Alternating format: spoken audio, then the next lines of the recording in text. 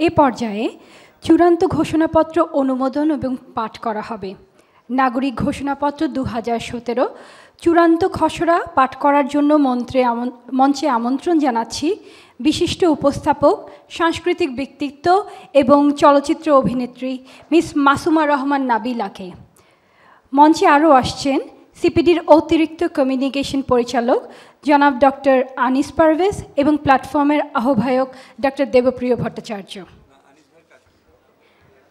আমরা মঞ্চে এখন আমন্ত্রণ জানাচ্ছি সম্মানিত বক্তাবৃন্দ এবং আজকের প্রধান অতিথি, বিশেষ অতিথি মিস্টার আমির খসরু মাহমুদ চৌধুরী, সাবেক বাণিজ্যমন্ত্রী এবং সদস্য জাতীয় স্থায়ী committee BNP, mister Mujahidul Islam Selim, সভাপতি বাংলাদেশের কমিউনিস্ট পার্টি, ম্যাডাম খুশি কবির, সমন্বয়ক নিজেরা করি, স্যার শাইখ সিরাজ, পরিচালক ও বার্তা প্রধান channel I, mister Amitabh Reza, চলচ্চিত্র নির্মাতা, ডক্টর শামসুল আলম, সদস্য সিনিয়র সচিব, সাধারণ অর্থনীতি বিভাগ, পরিকল্পনা মন্ত্রণালয়, গণপ্রজাতন্ত্রী বাংলাদেশ সরকার। আমরা সকল অতিথিদের মঞ্চে আসার জন্য বিনীত অনুরোধ জানাচ্ছি এবং আমরা চাচ্ছি ফ্লোর থেকে করতালির মাধ্যমে আমাদের অতিথিদের মঞ্চে আনা হোক।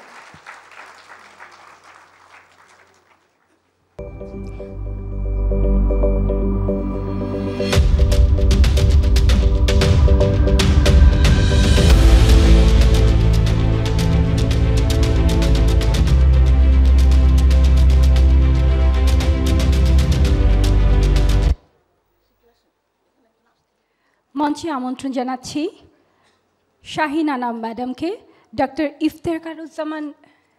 ইফতেখারুজ্জামান স্যারকে এবং সৈয়দ নাসিম মঞ্জুর স্যারকে। ডক্টর শামসুল আলম অনেক অভিজ্ঞ মানুষ, মাইক্রোফোনে আমাদের চেয়ে অনেক বেশি কথা বলে থাকেন। আমরা সমাপনী অধিবেশনে যাব। সমাপনী অধিবেশনে দেখছেন যে আপনাদের সামনে অনেক বিদ্বৎ ব্যক্তি এখানে উপস্থিত আছেন। এখানে আমাদের এসডিজি নিয়ে সরকারের যে প্রধান গবেষণা এবং পরিকল্পনা করে থাকেন তার প্রধান ডক্টর শামসুল আলম এখানে উপস্থিত আছেন বিশেষ অতিথি হিসেবে। উনি আজকে যুক্ত হয়েছেন, তার জন্য অনেক ধন্যবাদ।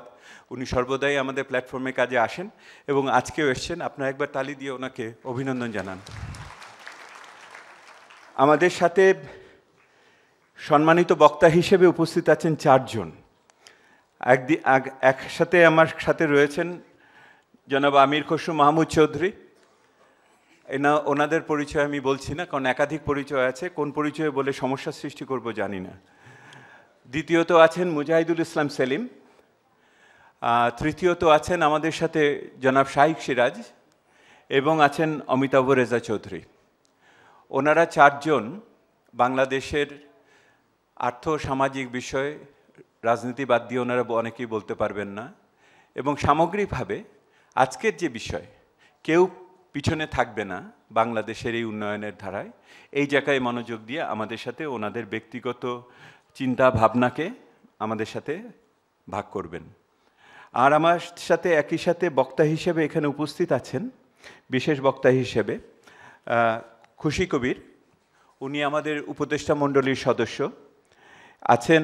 আরও আমাদের এই উদ্যোক্তা গোষ্ঠীর সদস্য আমাদের শাহিন আনাম আছেন, ডক্টর ইফতেখারুজ্জামান এবং সৈয়দ নাসিম মঞ্জুর। খুশি কবির আপনারা জানেন নিজেরা করির প্রধান নির্বাহী, ডক্টর ইফতেখারুজ্জামান ট্রান্সপারেন্সি ইন্টারন্যাশনাল বাংলাদেশের নির্বাহী, সৈয়দ নাসিম মঞ্জুর অতি সম্প্রতি মেট্রোপলিটন চেম্বার অফ কমার্সের প্রধান ছিলেন।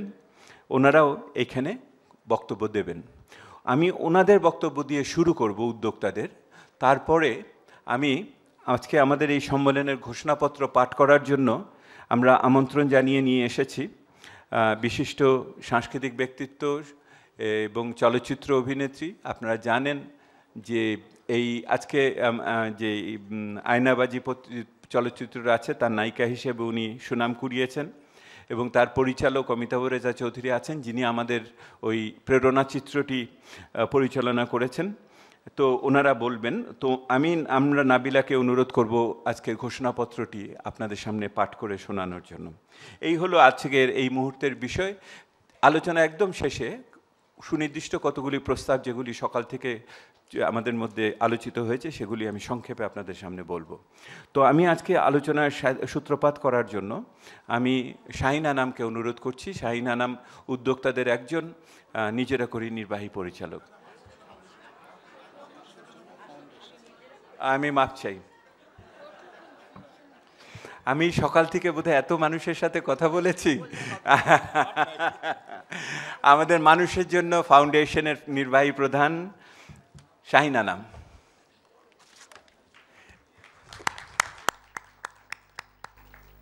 সবাইকে অনেক অনেক শুভেচ্ছা।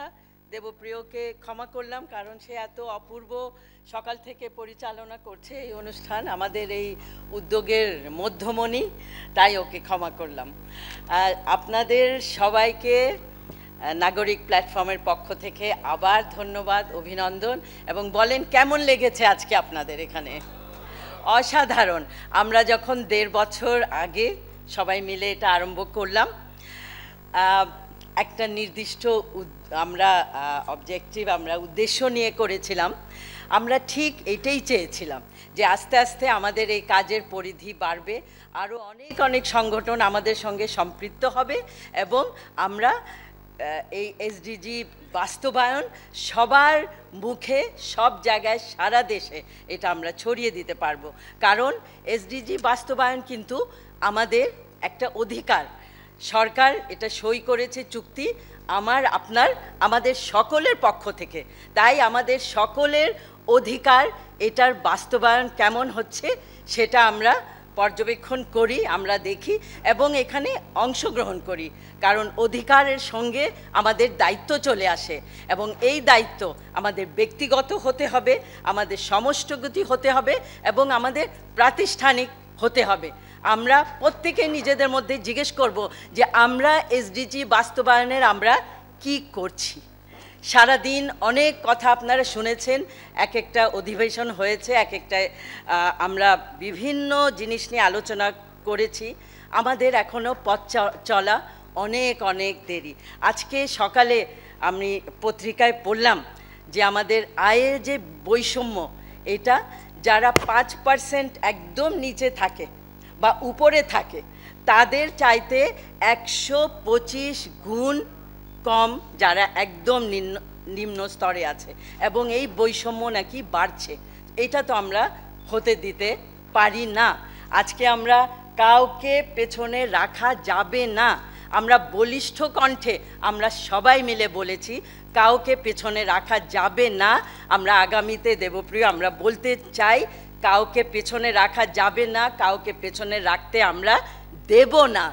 তাহলেই কিন্তু আমাদের এসডিজি বাস্তবায়ন, যেটার মাধ্যমে আমরা আশা করছি যে আমরা একটা আমূল পরিবর্তন, ট্রান্সফরমেশনাল চেঞ্জ আমরা আমাদের দেশে আনতে পারবো। আজকে সকালে সুলতান আপা সবসময় যেমন বলেন, আজকেও মুক্তিযুদ্ধের কথা বলেছেন। আমার মনে হয় আজকে খুব অ্যাপ্রোপ্রিয়েট যে আমরা এই বিজয়ের মাসে আজকে এই অনুষ্ঠান করছি, কারণ এসডিজি বাস্তবায়নের মাধ্যমে অনেকটা আমাদের মুক্তিযুদ্ধের যে স্বপ্ন ছিল যে প্রত্যেক মানুষ তার মর্যাদা নিয়ে একটি বৈষম্যবিহীন সমাজ আমরা গড়ে তুলব, যদি আমরা এসডিজি বাস্তবায়ন করতে পারি, আমার মনে হয় সেই স্বপ্ন পুরো হবে। আমি জাস্ট আর দুটো কথা বলে শেষ করতে চাই যে আমরা অনেক মানুষ আমরা আওয়াজ তুলব এটা বাস্তবায়নের জন্য, কিন্তু এটা শুনবে কে? সেটার জন্য আমাদের প্রয়োজন আমাদের প্রতিষ্ঠান শক্তিশালী এবং সেখানে জবাবদিহিতা হতে হবে। আমরা যে আওয়াজ তুলব, অন্য দিকের আমাদের রেসপন্স যে আমাদের উত্তর দিবে, সেইখানে একটা পরিবর্তন আসতে হবে। আমি একটা ছোট্ট গল্প দিয়ে শেষ করতে চাই যদি আমার সময় থাকে দেবপ্রিয়। সাতক্ষীরার এটা সত্যি গল্প যে একদিন এক মাঝি, সে একটা খালের সামনে এসে, আমি ক্ষমা করবেন, একজন ভদ্রলোক একটা ছোট্ট খালের সামনে এসে মাঝিকে বলেছেন, আমাকে তুমি একটু পার করে দাও। মাঝি বলল, স্যার আপনি কোথায় যাবেন? বলে কেন, আমি বাসা যাব। মাঝি বলল বেলা তো এখনো শেষ হয় নাই। বললে কেন, তোমার কি, বেলা শেষ হয়েছে, আমি আমার বাসা যাব। বলেছে স্যার, আপনি না ওই স্কুলের টিচার, আপনি না শিক্ষক ওই স্কুলে তো আমার ছেলে পড়ে। আপনি যদি এখন বাসা চলে যান, আমার ছেলেকে কে পড়াবি? তো এই যে সকালে সুলতানা আপা যে মানুষের কথা বললেন, যে নাগরিকের কথা বললেন, এই মাঝি সেটারই উত্তর দিয়েছে যে আমি এই দেশের নাগরিক এবং সুশিক্ষা আমার ছেলের অধিকার।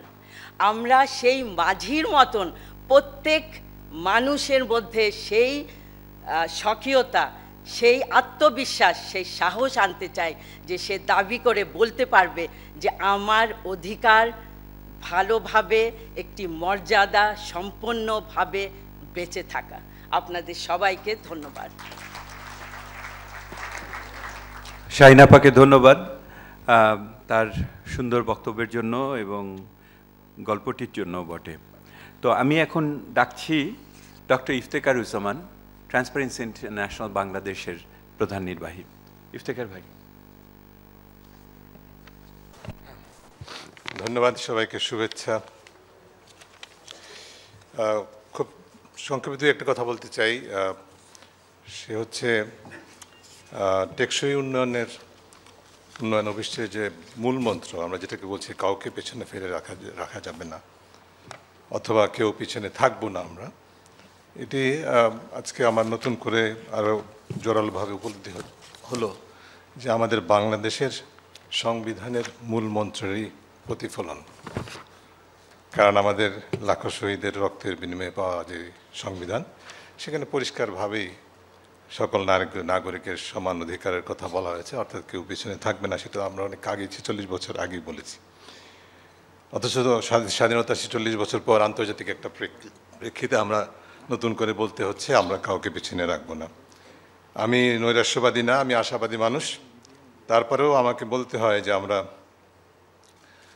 যদি সোচ্চার না হই এবং সক্রিয়ভাবে সোচ্চার না হতে পারি, আমাদেরকে সোচ্চার এবং সক্রিয় হতে দেয়া না হয়, তবে 2030 কেন, আরও 46 বছর পরও আমাদের একই কথা বলতে হবে। যারা বেঁচে থাকবে সেই একই একই মূলমন্ত্র সমন্বিত স্লোগানটা দিতে হবে।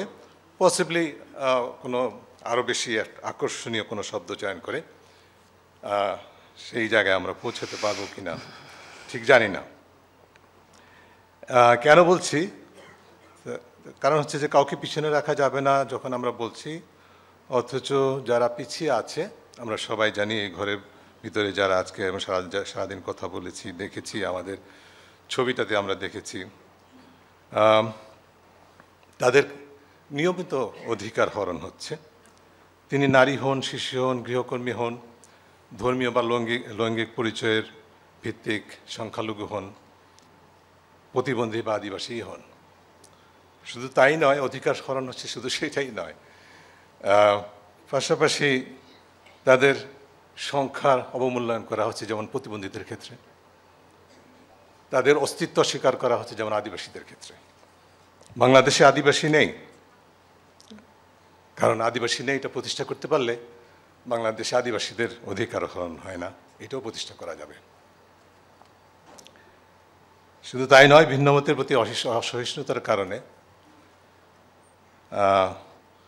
বা আরও বিভিন্ন কারণে ক্রস ফায়ার বা গুমের প্রাতিষ্ঠানিকরণ হচ্ছে বাংলাদেশে। একদিকে যারা, শুধু তাই, পাশাপাশি যারা এই ধরনের অপরাধের শিকার হচ্ছে, যে কোনো অপরাধের শিকার হচ্ছে, আজকে এমন একটা অবস্থা আমাদের যে তারা এবং তাদের পরিজনরা ন্যায় বিচার পাওয়া থেকে দূরে থাকুক। অপরাধের কারণে অপরাধের শিকার হওয়ার ফলে পরে ন্যায় বিচার প্রাপ্তি দূরে থাকুক, বরং তারাই আবার নিরাপত্তাহীনতায় ভুগতে হচ্ছে। আমরা বলছি আমাদের কণ্ঠস্বর আরও জোরালো করতে হবে, অথচ যে পরিবেশে নাগরিকেরা সক্রিয় এবং সোচ্চার হতে পারে, যেই সাংবিধানিক অধিকার বলে সেটা সম্ভব, বাক স্বাধীনতা, মত প্রকাশের স্বাধীনতা, তা বিকশিত হচ্ছে, এই কথা কি বলা যাবে আজকে? যাবে না, সংকুচিত হচ্ছে। আইসিটি অ্যাক্টের কথা বলা হয়েছে 57, ফরেন ডোনেশনস অ্যাক্টের 14, ডিজিটাল সিকিউরিটি অ্যাক্টের একাধিক ধারা যেটা আসছে আসন্ন। খুব সহজেই সার্বিক বিবেচনায় এমন একটা অবস্থা সৃষ্টি করছে থাকছে অংশীদারিত্ব, অংশগ্রহণমূলক জবাবদিহিতা, এই ধরনের বিষয়গুলি নিয়ে দাবি উত্থাপন করা যে সুদূর প্রবাহিত থাকতে পারে, থাকার ঝুঁকি আছে তাই নয়। আমাদের জন্য এক ধরনের এই কথাগুলো, এই যে আমাদের আজকে যে মূল মন্ত্র, সেটিও যে কাউকে পিছনে ফেলে রাখা যাবে না, রাখা হবে না, সেটা কেবলমাত্র এক ধরনের স্বস্তিদায়ক সুস্বপ্নই থেকে যায় কিনা আমার খুব অনেস্টলি বলছি, আমার খুব প্রশ্নটা আমার মনে যাচ্ছে। অন্যদিকে গণতন্ত্র, এবং অংশগ্রহণমূলক গণতন্ত্র এবং জবাবদিহিতার যে প্রাতিষ্ঠানিক কাঠামোর অবস্থা, অর্থাৎ আমাদের সরকারেরই যে ন্যাশনাল ইন্টিগ্রিটি স্ট্র্যাটেজি অর্থাৎ জাতীয় শুদ্ধাচার কৌশলের আওতাভুক্ত যে প্রতিষ্ঠানগুলোর যে অকার্যকরতা বা রাজনৈতিক প্রভাবে যে দুষ্ট অবস্থান, সেই পরিস্থিতিতে সকলের জন্য ন্যায় বিচার আর আইনি শাসনের সম্ভাবনা কতটুকু, সেটাই আমাদেরকে ভাবতে হবে। এই জন্য মনে হচ্ছিল যে এসডিজি, এই জিটার বদলে ভি বলে বোধহয় ভালো হতো। ভিশন, ঝুঁকি কম, আমাদের ভিশন থাকতে পারে, স্বপ্ন থাকতে পারে। কারণ হচ্ছে যে ধরনের আদর্শিক পরিবর্তন, বিশেষ করে রাজনৈতিক সংস্কৃতির যে ধরনের ট্রান্সফরমেশনাল চেঞ্জ আমাদের এসডিজির কোট করে বলছি অপরিহার্য, তার সুযোগ কতটুকু সেটা আমাদের ভাবা দরকার বলে আমি মনে করি। এই দুটাকে বিচ্ছিন্ন করে দেখলে এসডিজি আমি মনে করি যে আমাদের একটু ভুল হবে, এবং সেটার উপর ভিত্তি করে আমাদের প্রত্যাশাটাকে মূল্যায়নটা করে এই যে রাজনৈতিক সংস্কৃতির পরিবর্তন এবং আদর্শিক পরিবর্তন, সেটার একটা জেনুইন অ্যাসেসমেন্ট করতে পারলে তাহলে আমাদের প্রত্যাশাটাকে অন্তত নিয়ন্ত্রণ করতে পারবো, করা সম্ভব হতে পারে।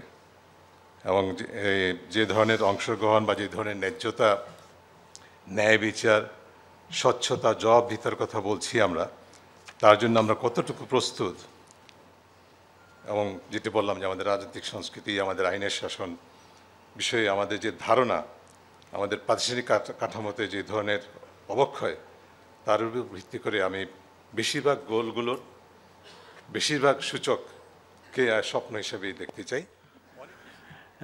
তবে খুবই উনি প্রণিধানযোগ্য কতগুলি কথা বললেন। আমি এখন ডাকছি সৈয়দ নাসিম মনসুরকে। সৈয়দ নাসিম মনসুর সম্প্রতি সময় পর্যন্ত মেট্রোপলিটন চেম্বার অফ কমার্সের সভাপতি ছিলেন। আপনারা জানেন যে অ্যাপেক্স গ্রুপ, তার উনি নির্বাহী প্রধান এবং আমাদের এই উদ্যোক্তা গোষ্ঠীর একজন অন্যতম সদস্য। আপনারা দেখেছেন সকালেও আমরা ব্যক্তিখাতকে সামনে নিয়ে আসার চেষ্টা করেছি। এই সমাপনীতেও ব্যক্তিখাতের প্রতিনিধি হিসেবেই সৈয়দ নাসিম মনসুর এখানে উপস্থিত আছেন। নাসিম, আপনার। ধন্যবাদ সভাপতি। আপনাদেরকে সবাইকে নাগরিক প্ল্যাটফর্মের পক্ষ থেকে আমারও শুভেচ্ছা। আমরা সবাই ইতিমধ্যে কাউকে পেছনে রাখা যাবে না এই প্রত্যয় নিয়ে এসডিজির অগ্রযাত্রা যেটা শুরু হয়েছে, এবং বিশেষ করে এই প্ল্যাটফর্মের সাথে metropolitan chamber of commerce and ইন্ডাস্ট্রির পক্ষ থেকে এবং বাংলাদেশের ব্যক্তিখাত এবং প্রাইভেট সেক্টরের পক্ষ থেকে একজন প্রতিনিধি হিসাবে আপনাদের সামনে আসতে পেরে আমি আজকে অত্যন্ত গর্বিত এবং আনন্দিত। আমি খুব সংক্ষেপে কয়েকটা কথা একটু বলতে চাই যে আমরা যখন ব্যক্তিখাতের কথা চিন্তা করি বাংলাদেশে, আমরা সাধারণত এসডিজি নিয়ে আলাপ হলে আমরা চিন্তা করি এসডিজি গোলস 8, 9 and 12, অর্থাৎ ডিসেন্ট ওয়ার্ক, ইন্ডাস্ট্রি এবং রেসপন্সিবল কনজাম্পশন, এই তিনটে মিলে। কিন্তু একটু আগে যেটা আমরা শুনছিলাম যে এই সব গোলগুলো এমনভাবে একটার সাথে আরেকটার সাথে একটা সম্পর্ক, যে বাংলাদেশে যদি গোল নাম্বার 4 অর্থাৎ কোয়ালিটি এডুকেশন না হয়, বা গোল নাম্বার 5 জেন্ডার ইকুয়ালিটি এখানে আমরা প্রতিষ্ঠান না করতে পারি, বা 6 ক্লিন ওয়াটার অ্যান্ড স্যানিটেশন না করতে পারি, তাহলে আমাদের বাকি গোলগুলো করা, বা অ্যাটলিস্ট আমাদের পক্ষে বাংলাদেশে যেটা আমরা চাচ্ছি যে একটা টেকসই সমৃদ্ধি বা টেকসই একটা ইন্ডাস্ট্রিয়ালাইজেশন, সেটা হবে না। সেখান থেকে আমরা শুরু করে বলবো যে আমরা ব্যক্তিখাত থেকে আশা করি যে আপনারা যখন ব্যক্তিখাতের কথা চিন্তা করবেন এসডিজির ফ্রেমওয়ার্কে, আপনারা শুধু আমাদেরকে অর্থায়ন এবং বিনিয়োগের লিমিটেশনের মধ্যে চিন্তা করবেন না। এটা আমরা অনেক জায়গায় শুনতে পাই, দেখতে পাই, এবং এটাতে আমরা খুবই মনে দুঃখ পাই।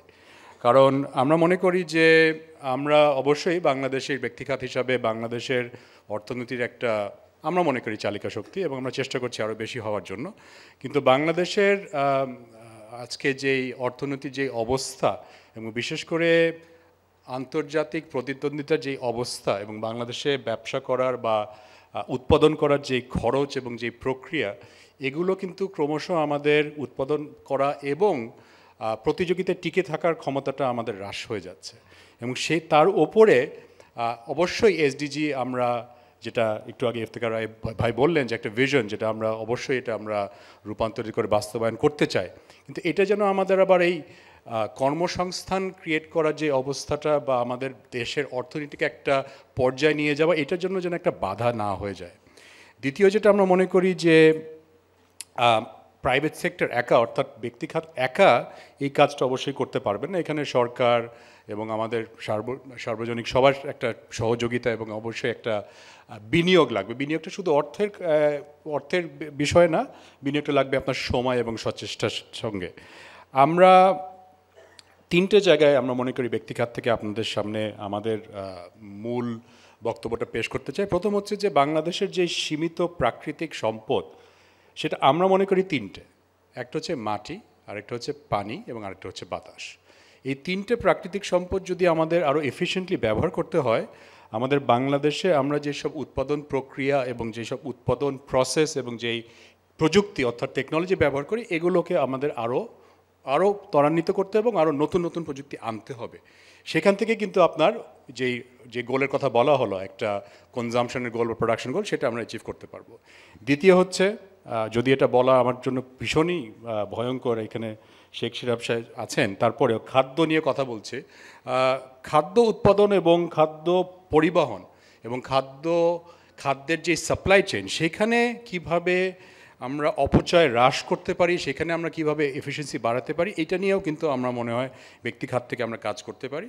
এবং তৃতীয় যে জিনিসটা আমরা মনে করি যে, আমি আগেও এটা বলেছি, আবারও বলবো, যে বাংলাদেশে আরও পরিবেশ বান্ধব উৎপাদন পদ্ধতি যদি অ্যাডাপ্ট করতে হয়, সেটার জন্য সরকার থেকে এবং বেসরকারি খাত, সরকার থেকে কী ধরনের প্রণোদনা এবং কী ধরনের আমরা উৎসাহ পেতে পারি। একটা কথা দিয়ে আমি শেষ করতে চাই, আমরা সবাই বলছি যে আমাদের আরও উন্নত প্রযুক্তি দরকার। এখানে আমাদের সরকারি প্রতিনিধি আছেন, আপনারা অনেকে বিভিন্ন জায়গায় পলিসি নিয়ে কথা বলেন। আপনারা হয়তো বা জানেন বা জানেন না যে বাংলাদেশে যদি আমরা নতুন প্রযুক্তি আনি, সেটার উপরে আজকে একটা 20% ট্যাক্স এবং 15% ভ্যাট দিতে হয়। অর্থাৎ $1 বিলিয়ন যদি আমরা প্রযুক্তি নিয়ে আসি, সেটার উপরে কিন্তু 2,50,000 থেকে 2,2 লক্ষ ডলারের মতো আমাদের ট্যাক্স দিতে হয়। সেটা যদি হয়, আপনার কি সত্যি সত্যি মনে করেন বাংলাদেশের বেসরকারি খাতের যে অবস্থা, আমরা কি সেই প্রযুক্তির দিকে যাব নাকি আমরা যেতে পারবো না? সেই জন্য এই কথাগুলো বলেই আবারও আপনাদেরকে আমরা শুভেচ্ছা এবং ধন্যবাদ বলে, বেসরকারি খাতের পক্ষ থেকে আমরা এই প্ল্যাটফর্মের একজন অংশীদার হতে পারে নিজেদেরকে গর্বিত বোধ করছি। ধন্যবাদ।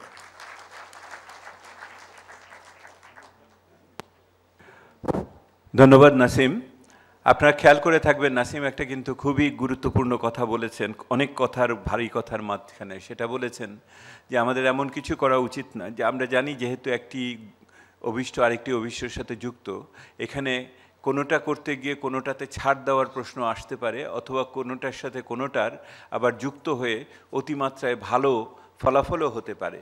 সেহেতু ওই ছাড় দেওয়ার জায়গায় যেন আয়, বিনিয়োগ, কর্মসংস্থান এই সমস্ত ক্ষেত্রে যাতে না পড়ে, সেইটার ব্যাপারে বাংলাদেশের বর্তমান বিশেষ করে অর্থনৈতিক উত্তরণকালীন সময়ে সেটার ব্যাপারে আপনাদের দৃষ্টি আকর্ষণ করেছেন। অনেক ধন্যবাদ নাসিম আপনাকে। আমি এখন এই পর্যায়ের বক্তা হিসেবে আমি খুশি কবিরকে ডাকছি। খুশি কবির আমাদের উপদেষ্টা মণ্ডলীর সদস্য, নিজেরা করি নির্বাহী প্রধান। খুশি আপা। হ্যাঁ, নামাচ্ছি, কিন্তু আমাকে দেখতে পাচ্ছেন আপনারা? হ্যাঁ, থ্যাংক ইউ। এখন দেখতে পাচ্ছেন। এই পোডিয়ামটা খাটো মানুষের জন্য না। সবাইকে ধন্যবাদ। আসলে সারাদিন ব্যাপী আলোচনা হয়েছে, খুব গুরুত্বপূর্ণ আলোচনা। আমরা একটা ঘোষণাপত্র বা আমাদের বক্তব্য সবগুলো আছে, আমরা এটা গ্রহণ করেছি। আমি খুব অল্প কথায় কয়েকটা জিনিস খালি বলতে চাচ্ছি যে লক্ষ্যমাত্রাগুলো আছে টেকসই উন্নয়নের জন্য, এবং যেটার মূল এটার যে ধারা হচ্ছে যে কাউকে পিছিয়ে রাখা যাবে না, লিভ নো ওয়ান বিহাইন্ড। এটার মূল জায়গাটা যে লক্ষ্যমাত্রাগুলো আছে সেগুলো আসলে কাজে লাগবে যদি আমরা কেন এই বিষয়গুলো এইভাবে চলছে সেই জিনিসটা আমরা যদি না দেখি।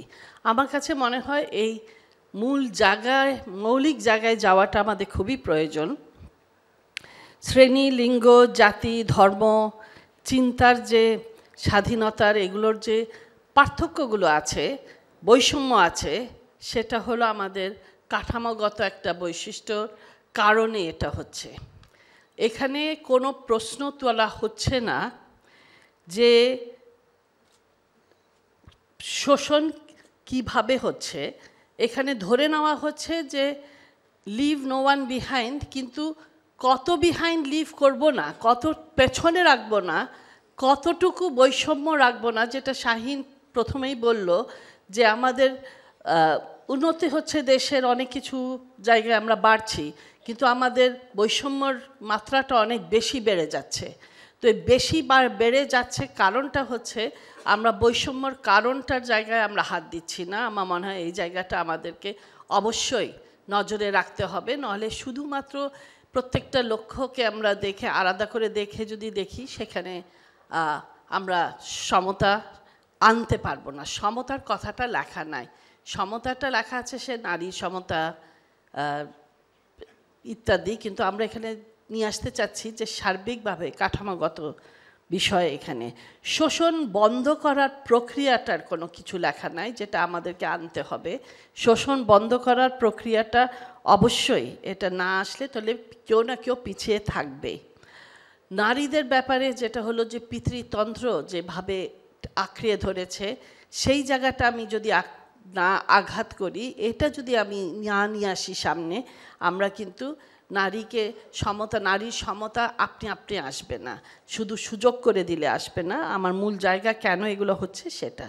আর শেষে আমি যেটা বলতে চাচ্ছি যে মানুষের, জনগণের, সাধারণ সকল জনগণের তার অভিগম্যতা, ভূমির উপর হোক, যে কোনো রিসোর্সেস, যে কোনো সম্পদের উপর হোক, সেটার উপর তার অভিগম্যতা, তার নিয়ন্ত্রণ, তার যেগুলো সে উৎপাদন করছে সেই উৎপাদনের উপর তার নিয়ন্ত্রণ, কি বিক্রি করবে, কোথায় বিক্রি করবে, কার কাছে করবে, বাজারের উপর তার নিয়ন্ত্রণ, এইগুলো নিশ্চিত করার বিষয়গুলো ওইটাও কাঠামোর সাথে চলে আসছে। সেখানে এই ব্যাপারটা আসা দরকার। আর সবচেয়ে বেশি বড় যেটা হচ্ছে, আমরা যদি আমাদের সবার মনের থেকে এই যে বৈষম্য আছে, ধর্মীয় উগ্রতার নামে হোক, আমরা ধর্ম নিরপেক্ষতার কথা বলছি, কিন্তু আসলে আছে কি না, আমরা নারীর ব্যাপারে সেই ধরনের চিন্তা মানুষকে মানুষভাবে দেখছি কি না।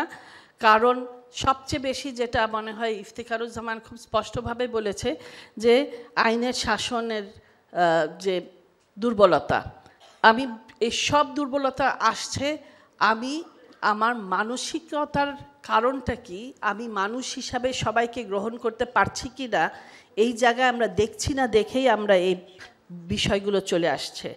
আমি এখানে মনে করি আমরা সবাই এখানে স্পষ্ট করে বলতে চাচ্ছি যে আমরা এই সবগুলো লক্ষ্যমাত্রাগুলো আসবে যখন আমরা সবাই দেখছি যে এই আমরা আমাদের রাষ্ট্রের কথাই বলি, আমাদের দেশে অনেকগুলো কন্ট্রাডিকশনস, অনেকগুলো কিন্তু সাংঘর্ষিক কর্মসূচি আমরা সরকারের থেকেও নিচ্ছি, এক একটা নিয়ে কেউ কেউ আন্দোলন করছে, কথা বলছে। সার্বিকভাবে এটা তুলে ধরা যে এটা কিন্তু লক্ষ্যমাত্রার সাথে সাংঘর্ষিক এবং এটাকে কেন বাদ দেওয়া যাবে না, এইভাবে আমরা একসাথে জোর আওয়াজ তুলছি না। আশা করি এই প্ল্যাটফর্ম থেকে আমরা এইগুলো স্পষ্টভাবে তুলে ধরব। আশা করি সরকার আমাদের এই যে সংকুচিত গণতন্ত্র ইত্যাদি এগুলা যেন ওইভাবে না দেখে আমাদের কথা বলার অধিকার, আমাদের যেখানে আমরা মনে করি যে আমাদের কোনো ধরনের কন্ট্রাডিকশনগুলো, যে বৈষম্যগুলো আমরা তুলে ধরা, এখানে যে সাংঘর্ষিক বিষয়গুলো তুলে ধরা, সেই অধিকারগুলো আমাদের থাকবে। আমরা বলতে থাকবো, কেন আমরা সবাই মিলে একসাথে এই দেশটাকে গড়ে তুলতে চাই। সবাই বিজয় মাসের কথা বলেছেন, এটা চিন্তা রেখে, এই চেতনাটা সামনে রেখে, এবং আমরা সবার অংশগ্রহণের মধ্যে দিয়ে শুধু আমার পছন্দের মতো বক্তব্যগুলোকে না রেখে, এটাই হচ্ছে সরকারের দায়িত্ব। আর আমরা নাগরিক হিসাবে কথা বলার, সামনে প্রশ্নগুলো তুলে ধরার এবং জবাব নিশ্চিত করে চাওয়ার ব্যাপারে আমাদেরও দায়িত্ব কর্তব্য আছে। প্ল্যাটফর্মকে ধন্যবাদ। কুশিয়াপা, অনেক ধন্যবাদ। আজকাল কি হয়েছে, সকলে যেটা বলতে চায় সেটা মানে স্টেটমেন্ট হিসেবে না বলে প্রশ্ন আকারে বলেন, এটা কি আছে, ওটা কি নাই, হ্যাঁ, যে কিন্তু বলে নাই যে নাই, বলেন প্রশ্ন আকারে। কুশিয়াপাও খুব সুন্দর করে সেইভাবেই বলেছেন, অনেক ধন্যবাদ। আমি এখন ডাকবো আপনাদের সামনে ভিন্ন পেশার, ভিন্ন প্রকৃতির, ভিন্ন অবয়বের মানুষ ওনারা। আমি প্রথমে ডাকছি শাইখ সিরাজ, পরিচালক ও বার্তা প্রধান চ্যানেল আই, কিন্তু শাইখ ভাইয়ের আরও শত পরিচয় আছে। বাংলাদেশে উন্নয়ন সাংবাদিকতা, উন্নয়নকে ইলেকট্রনিক সাংবাদিকতার উনি দিকপাল, এবং আরও অনেকভাবে উনি সাধারণ মানুষের কথাকে সামনে নিয়ে এসেছেন। আজকে শাইখ ভাইকে পেয়ে অত্যন্ত খুশি। শাইখ ভাইও আমাদের উপদেষ্টা পরিষদের একজন সদস্য এই প্ল্যাটফর্মে। জনাব শাইখ সিরাজ। ধন্যবাদ ডক্টর দেবপ্রিয় ভট্টাচার্য। উপস্থিত সুধী, আপনাদের সবাইকে অনেক অনেক শুভেচ্ছা। আমি আমার অবস্থান থেকে গণমাধ্যম এবং গণমাধ্যম কিভাবে এসডিজি বাস্তবায়নে কাজ করতে পারে বা ভূমিকা রাখতে পারে সেরকম দু একটি কথা বলবো, এবং আমার কাজের ক্ষেত্রে অভিজ্ঞতার আলোকে দুটাকে একখানে করার একটু চেষ্টা করব, এবং এসডিজি বাস্তবায়নে সেই জায়গাটা কতটা প্রসারিত হতে পারে।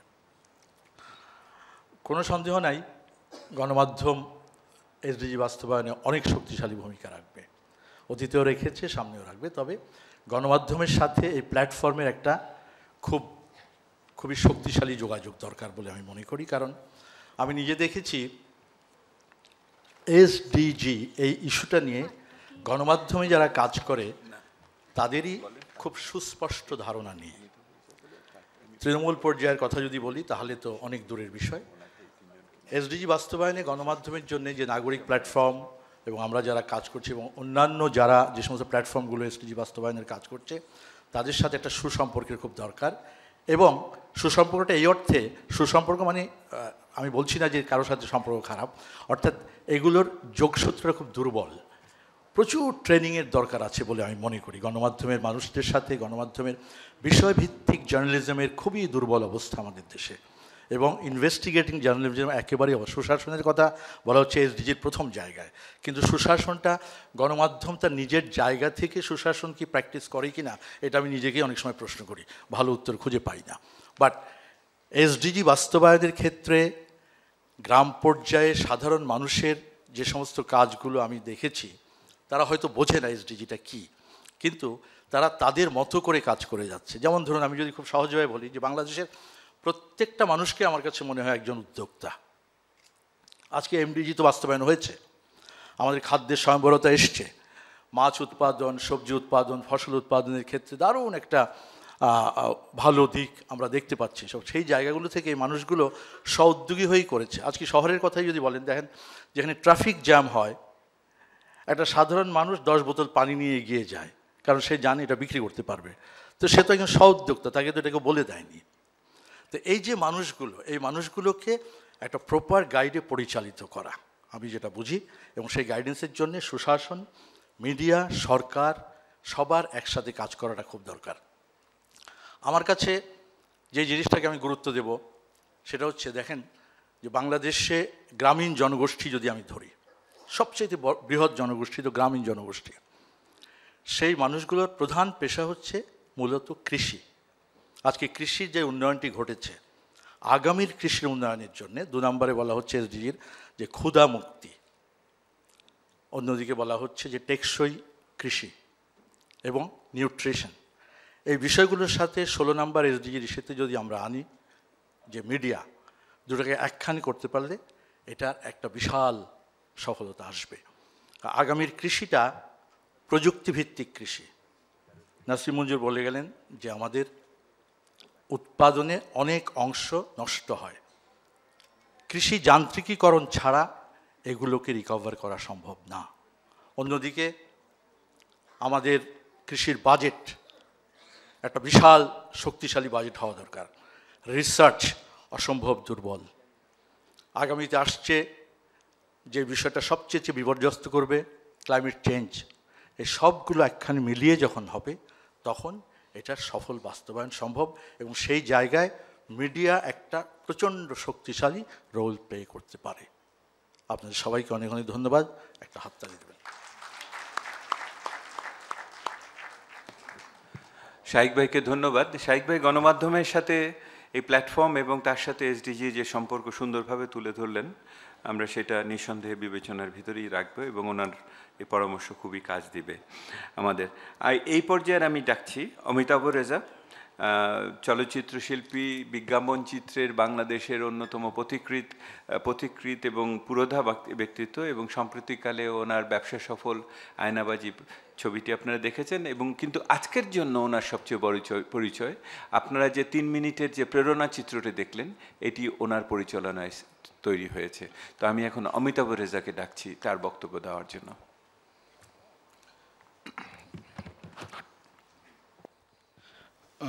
উপস্থিত সুধীবৃন্দ এবং মঞ্চে যারা বসে আছেন তারা আমার খুবই শ্রদ্ধেয় এবং খুবই প্রিয় সব মানুষজন, বিজ্ঞ সবাই। সেখানে আমি আসলে কতটুকু কি বলতে পারবো সেটা একটু তালগোল পাকিয়ে যেতে পারে, সে কারণে আমি ব্যাপারটাকে একটু লিখিত আকারে নিয়ে আসছি যাতে এটা ঠিকঠাকভাবে বলা যায়। উপস্থিত সুধীবৃন্দ, কাউকে পিছনে রাখা যাবে না, এই মূল মন্ত্রকে সামনে রেখে বাংলাদেশে এসডিজি বাস্তবায়ন আজকের সম্মেলনে উপস্থিত থাকতে পেরে আমি খুবই গর্বিত। তার চেয়েও আমার যেটা সবচেয়ে ভালো লাগার দিক সেটা হচ্ছে এখানে এই অনুষ্ঠানে যেই ফিল্মটা আমাকে বানাতে বলা হয়েছে সেটা বানাতে পেরে। সমাজে পিছিয়ে পড়া জনগোষ্ঠীর সাথে কাজ করে সুযোগ করে দেওয়ার জন্য আমি অবশ্যই এই প্ল্যাটফর্মকে ধন্যবাদ জানাই, এবং এই প্রজেক্টটি করতে গিয়ে আমার কিছু উপলব্ধি হয়েছে। সেই উপলব্ধিগুলোর মধ্যে সবচেয়ে তীব্র যে উপলব্ধিটা সেটা হচ্ছে making a film on them আমার জন্য it's kind of A compromise. এই উপলব্ধিটা কেন হয়েছে সেটা ধীরে ধীরে আপনাদের বলছি। প্রথমে আমি নিজের কথা একটু বলি। আমি পেশায় একজন চলচ্চিত্র নির্মাতা। মানুষের জীবনের গল্প আমি সিনেমায় বলার চেষ্টা করি। 4-5টা মধ্যবিত্ত পরিবারের মতোই আমি একজন সাধারণ পরিবারের ছেলে। কিশোর বয়সেই আমার জুভেনিয়াল রুমাটয়েড আর্থ্রাইটিস এবং অ্যাঙ্কোলাইজিং স্পন্ডিলাইটিস হওয়ার কারণে আমার 10 বা অন্য 10 জন বন্ধুদের মতো আমি স্বাচ্ছন্দ্যে চলাফেরা করতে পারতাম না, শারীরিক সমস্যার সম্মুখীন হই। কিন্তু আমার কাছে এইটা কখনোই বাধা হয়ে দাঁড়ায়নি। এটার কারণটা হচ্ছিল আমার বন্ধুবান্ধব, আমার বাবা মা কেউই কখনো মনে করে নাই আমি সবার মতো কিছু করতে পারবো না। সেটা সবচেয়ে সহজ একটা উদাহরণ দিই। সেটা এরকম যে আমার বন্ধুরা যখন দেয়াল টপকায় স্কুল পালাতো তখন আমাকে বলতো তুইও পালা। আমি বলতো আমি তো পারবো না, আমি কেমনে পারবো? পারবি না মানে তোর বাপে পারবে বলে টান দিয়ে আমাকে তুলে নিয়ে যেত। এরকম করে আমার বন্ধুরা যখন কখনোই আমাকে মনে করে নেই যে আমি তাদের মতো কিছু করতে পারবো না, সুতরাং আমি কখনোই এক্সক্লুডেড ফিল করি নাই। আসলে বিশ্ববিদ্যালয়ে ইন্টারমিডিয়েট পরীক্ষায় সময় আমি আরও বেশি অসুস্থ হয়ে যাই। ইংরেজি পরীক্ষায় আমার ভালো নাম্বার ছিল না, এ কারণে ঢাকা বিশ্ববিদ্যালয়ে ভর্তি পরীক্ষায় অংশগ্রহণ করতে পারিনি। কিন্তু সৌভাগ্যক্রমে সেই বিশ্ববিদ্যালয়ে আমি এখন খণ্ডকালীন শিক্ষক হিসেবে ফিল্ম ডিরেকশন পড়াতে পারি। ধন্যবাদ। ঢাকা বিশ্ববিদ্যালয়ে না পড়তে পেরে আমার বাবা মার সুযোগ ছিল, সেই জন্য আমাকে ভারতে পড়তে পাঠিয়েছে পুনাতে। ফার্গুসন কলেজে আমি অর্থনীতিতে পড়ি এবং সেটা সুবাদেই আমি সেখানে সিনেমা নিয়ে পড়াশোনা করার সুযোগ পাই এবং সেখানে সিনেমা নিয়ে চর্চা শুরু করি।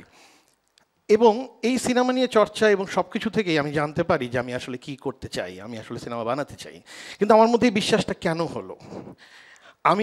আমি যে সুবিধাপ্রাপ্ত সমাজে পরিবারে বেড়ে উঠেছি সেটার কারণেই আমার এই শক্তি আমার ভিতরে এসেছে। আমার চারপাশের মানুষগুলো যদি আমাকে ইনক্লুড না করতো সেই সময়, তাহলে কি আমি শক্তি পেতাম? হয়তো বা পেতাম না। সমাজে পিছিয়ে পড়া জনগোষ্ঠীর সাথে কাজ করতে গিয়ে এই প্রজেক্টটাতে যেটা আমি অনুভব করলাম যে নিজেকে এক্সক্লুডেড ফিল করলে কি হয় আসলে। আমার যদি এরকম হতো ছোটোবেলার থেকে আমাকে যদি বলা হতো না তোমাকে এটা করা যাবে না, এটা তুমি করতে পারবে না, তোমার জন্য কষ্ট হবে, হাঁটিয়ে যেতে পারবে না, তাহলে হয়তো বা আমি এই জায়গায় আসতে পারতাম না, যতটুকুই করতে পেরেছি। এই ছবিটা করার আগ পর্যন্ত আমি রাস্তায় যখন ট্রাফিক জ্যামে দাঁড়াতাম তখন হিজড়া জনগোষ্ঠীর কেউ একজন যদি দরজার সামনে আসতাম একটু নার্ভাস হতাম। বিশ্বাস করেন আমার সম্পূর্ণ ভয় এই ছবিটা করতে গিয়ে কেটে গেছে। এখন আমি অদ্ভুতভাবে তাদের সাথে ইন্টারঅ্যাক্ট করতে পারি। দলিত সম্প্রদায়ের সাথে, নির্যাতন শিকার মহিলাদের সাথে, অভিবাসী শ্রমিকদের সাথে, সিনিয়র সিটিজেন সাথে কথা বলতে গিয়ে আমি তীব্রভাবে অনুভব করছি ছবি বানাই কি শুধু কাজ শেষ হয়ে যাবে। আমি তো তাদের সাথে কথাবার্তা বলার সময় তাদের দুঃখ দুর্দশা তুলে ধরি খালাস। তারা সকলেই যখন আমার সাথে ছবিটা করে তখন তার ছবিটা শুটিংটা শেষ করার পরে এসে আমাকে জিজ্ঞেস করে আমাদের ব্যাপারটা দেখেন। তখন চিন্তা করি আমি কি দেখব। সারা জীবন ধরে আমি মানুষের গল্প বলতে চেয়েছি এবং সেই চাওয়াটার ভিন্ন মাত্রা দিয়েছে এই প্রজেক্টটা। মানুষের গল্প বলতে গেলে মানুষের অনেক কাছে তার হৃদয়ের পাশাপাশি থাকতে হয়। এই বিষয়টা আমি নতুনভাবে প্রগাঢ়ভাবে উপলব্ধি করেছি। গুলশান বনানী দিবসের বার্গার আর পিৎজা খেতে খেতে কখনোই এই গল্প বলা সম্ভব না। আমি পরবর্তীতে যে ফিল্মটি নির্মাণ করছি সেটা একটা কিশোরী মেয়েকে নিয়ে, যেটা রিক্সা শ্রমিক পরিবারের মেয়ে। অদম্য ইচ্ছাশক্তি নিয়ে, অভাবনীয় সামর্থ্য নিয়ে, তার সব সামর্থ্য নিয়ে এই গল্প। সমাজে পিছিয়ে পড়া জনগোষ্ঠীর সামর্থ্যকে তাক লাগানোর একটা গল্প। অগ্রসর হও সেই অবধি যে অবধি তুমি পারবে না। নিজেকে এই কথা সবসময় মনে করি। আমি যখন পুনা থেকে পড়ে ঢাকা শহরে ফিল্ম মেকিং শুরু করি তখন বিজ্ঞাপনচিত্র নির্মাণ করতে গিয়ে কখনো কেউ আমাকে কোনাক করে প্রশ্ন করেনি যে আমি কি পারবো না। আমার প্রিয় মানুষ একজন সারা জাকির, উনি আমাকে বিজ্ঞাপনের কাজ দিয়ে বলেছে হ্যাঁ তুমি পারবে। নওশাদ করিম চৌধুরী একজন মার্কেটিং ডিরেক্টর, উনি আমাকে 17,000 ফিট উপরে পাহাড়ে হিমালয়ে ছবি করার জন্য সুযোগ করে দিয়েছিল। আমি 8 দিন হিমালয় হেঁটে হেঁটে ট্রেকিং করে গিয়ে ওখানে শুটিং করে ফেরত আসছি। এইগুলো সব কিছু কোনো কিছু সম্ভব ছিল না যদি আমাকে তারা মনে না করতো যে I am part of this, I can do it. এই কথাগুলো এই কারণেই বলছি যে আমি যে সুবিধার মধ্যে ছিলাম এখন আমি মনে করি আমি কি আমার সমাজের আশেপাশের মানুষকে সেই সুবিধা দিতে পারছি, সেই সুবিধা দেওয়ার পরিবেশ তৈরি করছি। এই প্রজেক্টটি করতে গিয়ে সিনিয়র সিটিজেনদের কথা ভেবেছি, ততবারই মনে প্রশ্ন জেগেছে আসলে কি আমাদের বয়সবৃদ্ধ যারা পিতামাতা আত্মীয় স্বজন তাদের প্রতি আমরা যত্নশীল, তাদের বৃদ্ধকালের একাকিত্বের প্রতি আমরা যত্নশীল। প্রজেক্টটি করতে গিয়ে এই তীব্র উপলব্ধির কথার পর জন্য আমি বারবার বলছি making film on them it's kind of compromise. আপনাদের মনে প্রশ্ন আসতে পারে এটা কেন বলছি। সমাজে যারা সুবিধা বঞ্চিত, পিছিয়ে পড়া, যারা ভিন্ন উপায়ে সক্ষম, তাদের নিয়ে শুধুমাত্র ফিল্ম নির্মাণ করেই আমি এখন আর ক্ষান্ত থাকতে চাই না। তাদের জন্য what I am planning to do alternative film unit তৈরি করতে চাই, যেখানে সুবিধা বঞ্চিত, পিছিয়ে পড়া, ভিন্ন উপায় সক্ষমদের নিয়ে কালেকটিভ অল্টারনেটিভ একটা প্রশিক্ষণের ব্যবস্থা করা যেতে পারে। ফিল্ম মেকিংয়ের প্রি প্রোডাকশন থেকে শুরু করে পোস্ট প্রোডাকশন পর্যন্ত প্রচুর জায়গা আছে যেখানে এ ধরনের মানুষরা কাজ করতে পারে এবং আরাম করে কাজ করতে পারে এবং easily editing, computer graphics, grading and sound post production এই ধরনের কাজগুলা খুব আরাম করে যে কোনো মানুষ বসে থেকে করে ফেলতে পারে। So I will prefer making film not on them, with them. So এই অল্টারনেটিভ ফিল্মের তৈরি আমি একা করতে পারবো না। আমি আশা করি নাগরিক প্ল্যাটফর্ম আমাদের সাথে থাকবে এবং আপনাদের সকল সহযোগিতা নিয়েই আমি এ ধরনের একটা কাজ করতে চাই এবং এ ধরনের কাজ করেই আমি এই ইনক্লুসিভনেস বা সমাজে পিছিয়ে থাকা মানুষদের নিয়ে যাতে কিছু একটা করতে পারি, শুধু সেটা আমার মনে হয় যে আমার একমাত্র এই প্রজেক্টটা করতে গিয়ে আমার একমাত্র উপলব্ধি।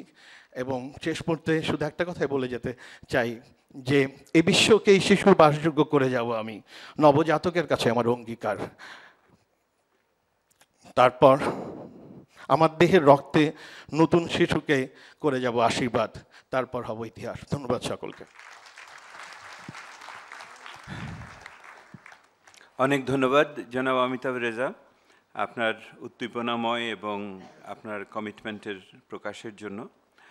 উপস্থিত সুধীমণ্ডলী, আমরা আরও শুনব। আজকে বক্তব্য রাখবেন জনাব মুজাহিদুল ইসলাম সেলিম, আমির খসরু মাহমুদ চৌধুরী এবং ডক্টর শামসুল আলম। কিন্তু তার আগে আপনারা যে ঘোষণাপত্রটি অনুমোদন দিলেন, সেই ঘোষণাপত্রটি এখন পাঠ করবেন আমাদের সকলের পক্ষ থেকে মাসুমা রহমান নাবিলা। আমি তার পরিচয় আগেও বলেছি, তিনি আমাদের সকলের পক্ষ থেকে পাঠ করবেন এবং ওনার পাঠের পরে আপনারা করতালি দিয়ে আবার সমর্থন দিতে পারেন এবং তারপরে আমরা শেষ 3 বক্তার কাছে যাব। আমরা সময় একটু পিছিয়ে আছি, আমাদের সাংস্কৃতিক অনুষ্ঠান আছে, মাঝে চা বিরতি আছে। আমি অনুরোধ করব যে একবারে সাংস্কৃতিক অনুষ্ঠান করে চা বিরতি তারপরে দেওয়া যায় কি না, সংগঠকরা এটা একটু চিন্তা করে দেখুন যে একবারে যে অনুষ্ঠানটা শেষ করে তারপরে, কারণ শিল্পীদেরও অন্যান্য কাজকর্মের ভিতরে আছে। তো আমি এখন আপনাদের সকলের পক্ষ থেকে অনুরোধ জানাচ্ছি মাসুমা রহমান নাবিলাকে এই ঘোষণাপত্রটি পাঠ করার জন্য, যাতে আমাদের সকলের মনে এটা ধারিত হয় এবং এর ভিতর দিয়ে আমাদের প্রত্যয় আরেকবার প্রকাশ পায়। নাবিলা আমাদের সাথে এসে যোগ দিয়েছেন আজকে, তার এই উপস্থিতির জন্য ধন্যবাদ এবং তার পাঠের জন্য আগাম ধন্যবাদ। এবং নাবিলা, আপনি একটু অপেক্ষা করুন, আপনার সাথে আমরা যাতে সহমর্মিতা বা একই সাথে সলিডারিটি দেখাতে পারে, আপনার পাশে দুজন 4জন করে আমরা আরও 4টি ব্যক্তিকে দেব, যাতে করে এই পাঠে আপনার ভিতরে নতুন ব্যঞ্জনার সৃষ্টি হতে পারে। পাঠ আপনিই করবেন, কিন্তু আপনার দুপাশে আমরা আরও শক্তি দেব। ধন্যবাদ স্যার, সবাইকে অনেক শুভেচ্ছা জানাচ্ছি এবং এই মুহূর্তে ভীষণ ভালো লাগছে এখানে দাঁড়িয়ে এই ঘোষণাপত্রটি পাঠ করতে। আমি ঘোষণাপত্রটি পাঠ করছি। আমরা বাংলাদেশের নাগরিকগণ মহান মুক্তিযুদ্ধের চেতনায় উদ্বুদ্ধ হয়ে এসডিজি বাস্তবায়নে নাগরিক প্ল্যাটফর্ম বাংলাদেশের আহ্বানে নাগরিক সম্মেলন 2017 বাংলাদেশে এসডিজি বাস্তবায়ন শীর্ষক আজকের মিলন মেলায় একত্রিত হয়েছি। জাতিসংঘ কর্তৃক গৃহীত টেকসই উন্নয়ন অভিষ্ট এসডিজি 2030-এর ঘোষণাপত্রে উচ্চারিত অঙ্গীকার কাউকে পেছনে রাখা যাবে না এ প্রত্যয় নিয়ে আজ আমাদের সাথে যোগ দিয়েছেন প্ল্যাটফর্মের সাথে যুক্ত শতাধিক বেসরকারি উন্নয়ন প্রতিষ্ঠান ও বেসরকারি খাতের সংগঠন এবং দেশের বিভিন্ন অঞ্চলের নানা শ্রেণী পেশার সহস্রাধিক মানুষ। আমরা এমডিজির অর্জনগুলোর উপর ভিত্তি করে এসডিজি অর্জনের পথে এগিয়ে যাচ্ছি। বিগত দশকগুলোতে সরকার দেশের সার্বিক উন্নয়নে বেশ কিছু উদ্যোগ নিয়েছে, কিন্তু সুষ্ঠু আইন ও তার প্রয়োগের অভাব, দুর্নীতি এবং সর্বোপরি বিভিন্ন সামাজিক অনুশাসন ও বৈরী মনোভঙ্গির কারণে দেশের সব মানুষ সমান সুযোগ পাচ্ছেন না। জাতীয় সাফল্যের অংশীদার হতে পারছেন না সংখ্যাগরিষ্ঠ নাগরিক। তাই বৈষম্য কমেনি, বরঞ্চ বিপন্নতা বেড়েছে তাদের যারা প্রান্তিক এবং সুবিধাবঞ্চিত। কিন্তু এসডিজির অঙ্গীকার কাউকে পেছনে রাখা যাবে না। বাংলাদেশের প্রেক্ষিতে এই অঙ্গীকার বাস্তবায়নে আমরা দৃঢ় প্রতিজ্ঞ। এটা দৃশ্যমান যে বাংলাদেশে অর্থনৈতিক ও সামাজিক বৈষম্য বিরাজমান থাকায় অন্তর্ভুক্তিমূলক উন্নয়ন অর্জনে প্রতিনিয়ত প্রতিবন্ধকতা সৃষ্টি হচ্ছে। ফলে সমাজের বিভিন্ন স্তরে নানাভাবে বিপন্ন জনগোষ্ঠীর পরিধি বাড়ছে। লক্ষ্য করলে দেখা যাবে শিক্ষা ও কর্মদক্ষতার অভাব, স্বাস্থ্যসেবার অপ্রতুলতা, ধর্মীয় ও জাতিগত ভেদাভেদ, প্রতিকূল ভৌগোলিক অবস্থান, অর্থনৈতিক বিপন্নতা, জীবনচক্রে অবস্থান, শারীরিক ও মানসিক প্রতিবন্ধিতা, জেন্ডার ও তৃতীয় লিঙ্গ বৈষম্য, নাগরিক পরিচয় সংকট এবং আইনের শাসনের অভাব সমাজের বিভিন্নমুখী বিপন্নতাকে প্রতিনিয়ত ব্যাপকতর করছে। আবার কোনো কোনো জনগোষ্ঠী একই সাথে একাধিক বিপন্নতায় আক্রান্ত। দেশের সংখ্যাগরিষ্ঠ শিশু পুষ্টিকর খাবার, প্রয়োজনীয় স্বাস্থ্যসেবা ও মানসম্মত শিক্ষা থেকে বঞ্চিত। প্রায়শই তারা সহিংসতায় আক্রান্ত। যুব সমাজকেও বিপন্নতা গ্রাস করছে তাদের কর্মের সুযোগ না থাকায়। ফলে দেখা দিচ্ছে পারিবারিক ও সামাজিক বিচ্ছিন্নতা। প্রতিকূল পরিবেশ সার্বিক বিপন্নতাকে আরও গভীরতর করছে। বিপন্নতা ও বঞ্চনার এ বহুমাত্রিক বাস্তবতার আশু অবসানের লক্ষ্যে কার্যকর পদক্ষেপ নিতে হবে। স্মর্তব্য যে বাংলাদেশের আর্থসামাজিক উন্নয়নে বিগত দশকগুলোতে নাগরিক সমাজ উল্লেখযোগ্য ও ঐতিহাসিক ভূমিকা পালন করেছে। নাগরিক সমাজের এই ভূমিকা বর্তমানে অব্যাহত রয়েছে এবং আগামীতে তা আরও জোরদার করতে হবে। এ সম্মেলনে বিভিন্ন অধিবেশনে অর্থনৈতিক, সামাজিক, পরিবেশ সম্পর্কিত সদস্যাদি ও সুশাসনের অভাবজনিত বৈষম্য দূরীকরণে সুনির্দিষ্ট প্রস্তাব উঠে এসেছে। আমরা মনে করি এসব প্রস্তাব বাস্তবায়নে আমরা নিজেরা যেমন সচেষ্ট, সক্রিয় থাকব, তেমনি সেসবের কার্যকরী বাস্তবায়নে আমরা সরকারের প্রচেষ্টারও অংশীদার হতে চাই। এই সম্মেলন থেকে আমরা নিম্নলিখিত দাবিসমূহ উত্থাপন করছি, যার মাধ্যমে আমরা একটি ন্যায় ও অধিকার ভিত্তিক বাংলাদেশ গড়ব, যেখানে কাউকে পেছনে রাখা যাবে না। আমাদের কর্মকাণ্ডে আমরা এই অঙ্গীকারকে প্রতিফলিত করব, মানুষকে সচেতন করব, তাদের সক্ষমতা বাড়াবো। আমাদের প্ল্যাটফর্ম এসব উদ্যোগ সমন্বয় লক্ষ্যে অর্জনে কাজ করে যাবে। আমরা দৃঢ়ভাবে প্রত্যাশা করি যে ১. বাংলাদেশের প্রান্তিক, সুবিধাবঞ্চিত ও বিপন্ন জনগোষ্ঠীকে উন্নয়নে সম্পৃক্ত করে তাদের সক্রিয় অংশগ্রহণকে নিশ্চিত করতে নিম্নোক্ত পদক্ষেপ নিতে হবে। ক. যথাযথ নীতি কাঠামো প্রণয়ন এবং তার ভিত্তিতে সুনির্দিষ্ট কর্মপরিকল্পনা গ্রহণ। খ. প্রান্তিক জনগোষ্ঠীর স্বার্থ সংশ্লিষ্ট বিভিন্ন সরকারি পরিকল্পনা ও আইনের পূর্ণাঙ্গ বাস্তবায়ন। গ. নীতি কাঠামো প্রণয়নে সংশ্লিষ্ট নাগরিক গোষ্ঠীর অন্তর্ভুক্তি। ঘ. কর্মপরিকল্পনা বাস্তবায়নের লক্ষ্যে জাতীয় বাজেটে স্বচ্ছ এবং প্রাধিকারপূর্ণ অর্থ বরাদ্দ। ২. প্রান্তিক জনগোষ্ঠীর স্বার্থে প্রণীত কর্মপরিকল্পনা সরকারি বেসরকারি যৌথ অংশীদারিত্বের ভিত্তিতে বাস্তবায়ন করতে হবে। সেজন্য প্রয়োজন: ক. যৌথ অংশীদারিত্বের নীতি প্রণয়ন। খ. কার্যকর প্রাতিষ্ঠানিক কাঠামো নিশ্চিতকরণ। গ. বাস্তবায়ন অগ্রগতি নিয়মিত ভিত্তিতে পর্যবেক্ষণ এবং পরিবীক্ষণ এবং এ কার্যক্রমে নাগরিক সমাজের সম্পৃক্ততা নিশ্চিতকরণ। ৩. টেকসই উন্নয়ন অভিষ্ট সংশ্লিষ্ট বিভিন্ন সূচকের প্রেক্ষিতে বিপন্ন জনগোষ্ঠীর অবস্থান নির্ণয়ে প্রয়োজনীয় বিভাজিত তথ্য উপাত্ত সংগ্রহে বিশেষ পদক্ষেপ নিতে হবে। ৪. প্রান্তিক, সুবিধাবঞ্চিত ও বিপন্ন জনগোষ্ঠীর আইনি সুরক্ষা তথা আইনের শাসন কার্যকরভাবে প্রতিষ্ঠা করতে হবে। সকল বৈষম্যমূলক আইন সংস্কার করতে হবে। ৫. জনগণের প্রত্যাশার নিরিখে ও দ্রুততম সময়ের মধ্যে খসড়া বৈষম্য বিলোপ আইন জাতীয় সংসদে অনুমোদন দিতে হবে। ৬. পার্বত্য শান্তি চুক্তি এবং অর্পিত সম্পত্তি প্রত্যার্পণ আইন দ্রুত ও পূর্ণাঙ্গভাবে বাস্তবায়ন করতে হবে। ৭. নারীসহ সকল নাগরিকদের সম্পদ ও আয়ের উপর সম অধিকার প্রতিষ্ঠার লক্ষ্যে কার্যকর আইনি এবং প্রাতিষ্ঠানিক ব্যবস্থা নিতে হবে। ৮. যুব সমাজের কর্মসংস্থানের জন্য লক্ষ্যমাত্রা নির্দিষ্ট পরিকল্পনা ও তার আশু বাস্তবায়ন করতে হবে। ৯. সরকারি খাস জমি ও অন্যান্য সম্পত্তিতে প্রান্তিক, সুবিধাবঞ্চিত ও বিপন্ন জনগোষ্ঠীকে প্রাধিকার দেওয়ার ঘোষণাকে কার্যকরভাবে বাস্তবায়িত করতে হবে। ১০.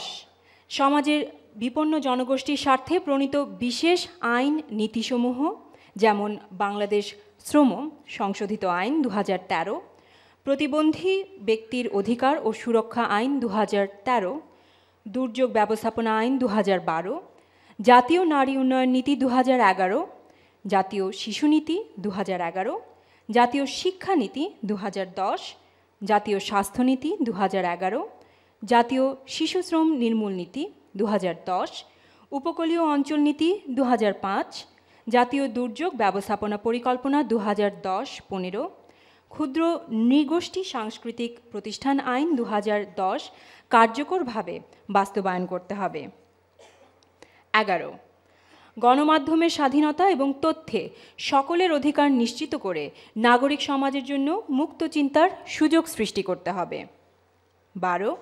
আগামী জাতীয় নির্বাচনে অংশগ্রহণকারী সকল রাজনৈতিক দলের ইশতেহারে প্রান্তিক, সুবিধাবঞ্চিত ও বিপন্ন জনগোষ্ঠীর উন্নয়নের লক্ষ্যে অঙ্গীকার ও সেগুলোর বাস্তবায়নে সুস্পষ্ট কর্মপরিকল্পনা থাকতে হবে। বদলে যাবে বাংলাদেশ, আমরা সবাই মিলে এমন এক বাংলাদেশ গড়ব যেখানে কেউ পেছনে পড়ে থাকবে না, জাতি উন্নয়ন ও সাফল্য থেকে কোনো নাগরিক বঞ্চিত থাকবেন না। আমাদের এ প্রত্যয়ের সফল বাস্তবায়নই হবে মহান মুক্তিযুদ্ধের প্রতি নাগরিক সমাজের শ্রেষ্ঠ শ্রদ্ধার্ঘ্য। ধন্যবাদ।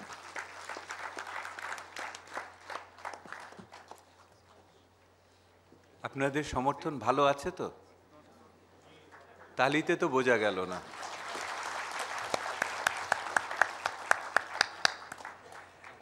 অনেক ধন্যবাদ। আমাদের মনের কথা অনেকভাবে ফুটে উঠেছে এখানে, আপনাদের কথা দিয়ে এটা রচিত হয়েছে। আমি আপনাদের সকলের পক্ষ থেকে নাবিলাকে ধন্যবাদ জানাচ্ছি, উনি এটা পাঠ করার জন্য, এবং ওনার সাথে যারা এখানে যুক্ত হয়েছিলেন মঞ্চে এসে ওনাদের একই সাথে একাত্মতা দেখিয়েছেন, তাদের প্রতিও আমি ধন্যবাদ জানাচ্ছি আপনারা সকলে। আমি এখন বক্তব্য দেওয়ার জন্য ডাকছি মুজাহিদুল ইসলাম সেলিম, বাংলাদেশের কমিউনিস্ট পার্টির সভাপতি। কমরেড মুজাহিদুল ইসলাম সেলিম। আমাদের রাজনীতিবিদদের সময় নির্ধারণ করে দেওয়ার মতো বেয়াদমি আমি করব বলে মনে করি না নিজে, কিন্তু আমি জানি যে ওনারা নিজেরাই অনেক বেশি নিয়মানুবর্তিতা প্রতিপালন করেন।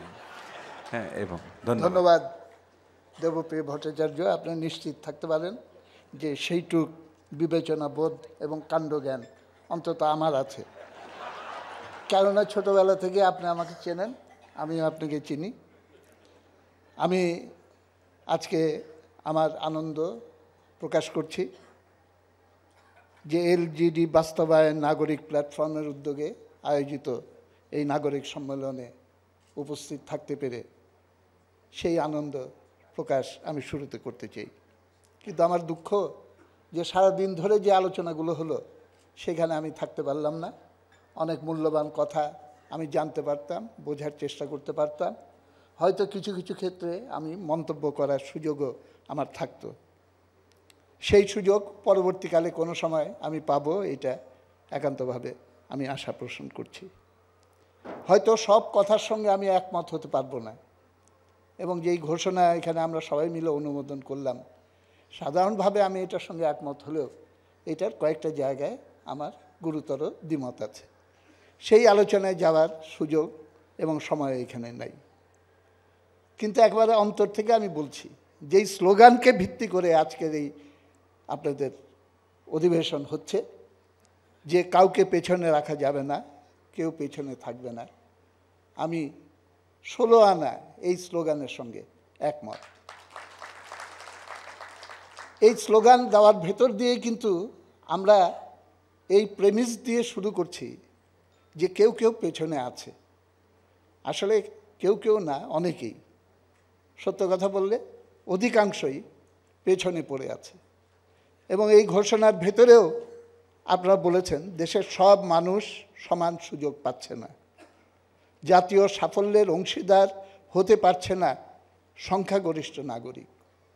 তাহলে এই স্লোগান বাস্তবায়ন করতে হলে আমরা এতগুলো এসজিডি এবং এর আগে আরও কয়েকটা করে আনলাম, তার কার্যক্রম কেন এই রকম একটা পরিণতির জন্ম দিল, সেইটা ভালো করে অনুসন্ধান না করলে আমরা কিন্তু এই প্রশ্নের জবাব সঠিকভাবে খুঁজে পাব না। পেছনে পড়ে আছে কারা? যারা বঞ্চিত সমাজ, অবহেলিত সমাজ, সমাজের নানা অংশ, নারী, সংখ্যালঘু সম্প্রদায়। কিন্তু সাধারণভাবে বলা যায় সবচেয়ে বড় যেই সেকশনটাকে আমরা ডিফাইন করতে পারি সেটা হলো আমাদের দেশের দরিদ্র জনগণ, এবং তাদেরকে সামনে নিয়ে আসতে হবে, এটাই হলো কথা।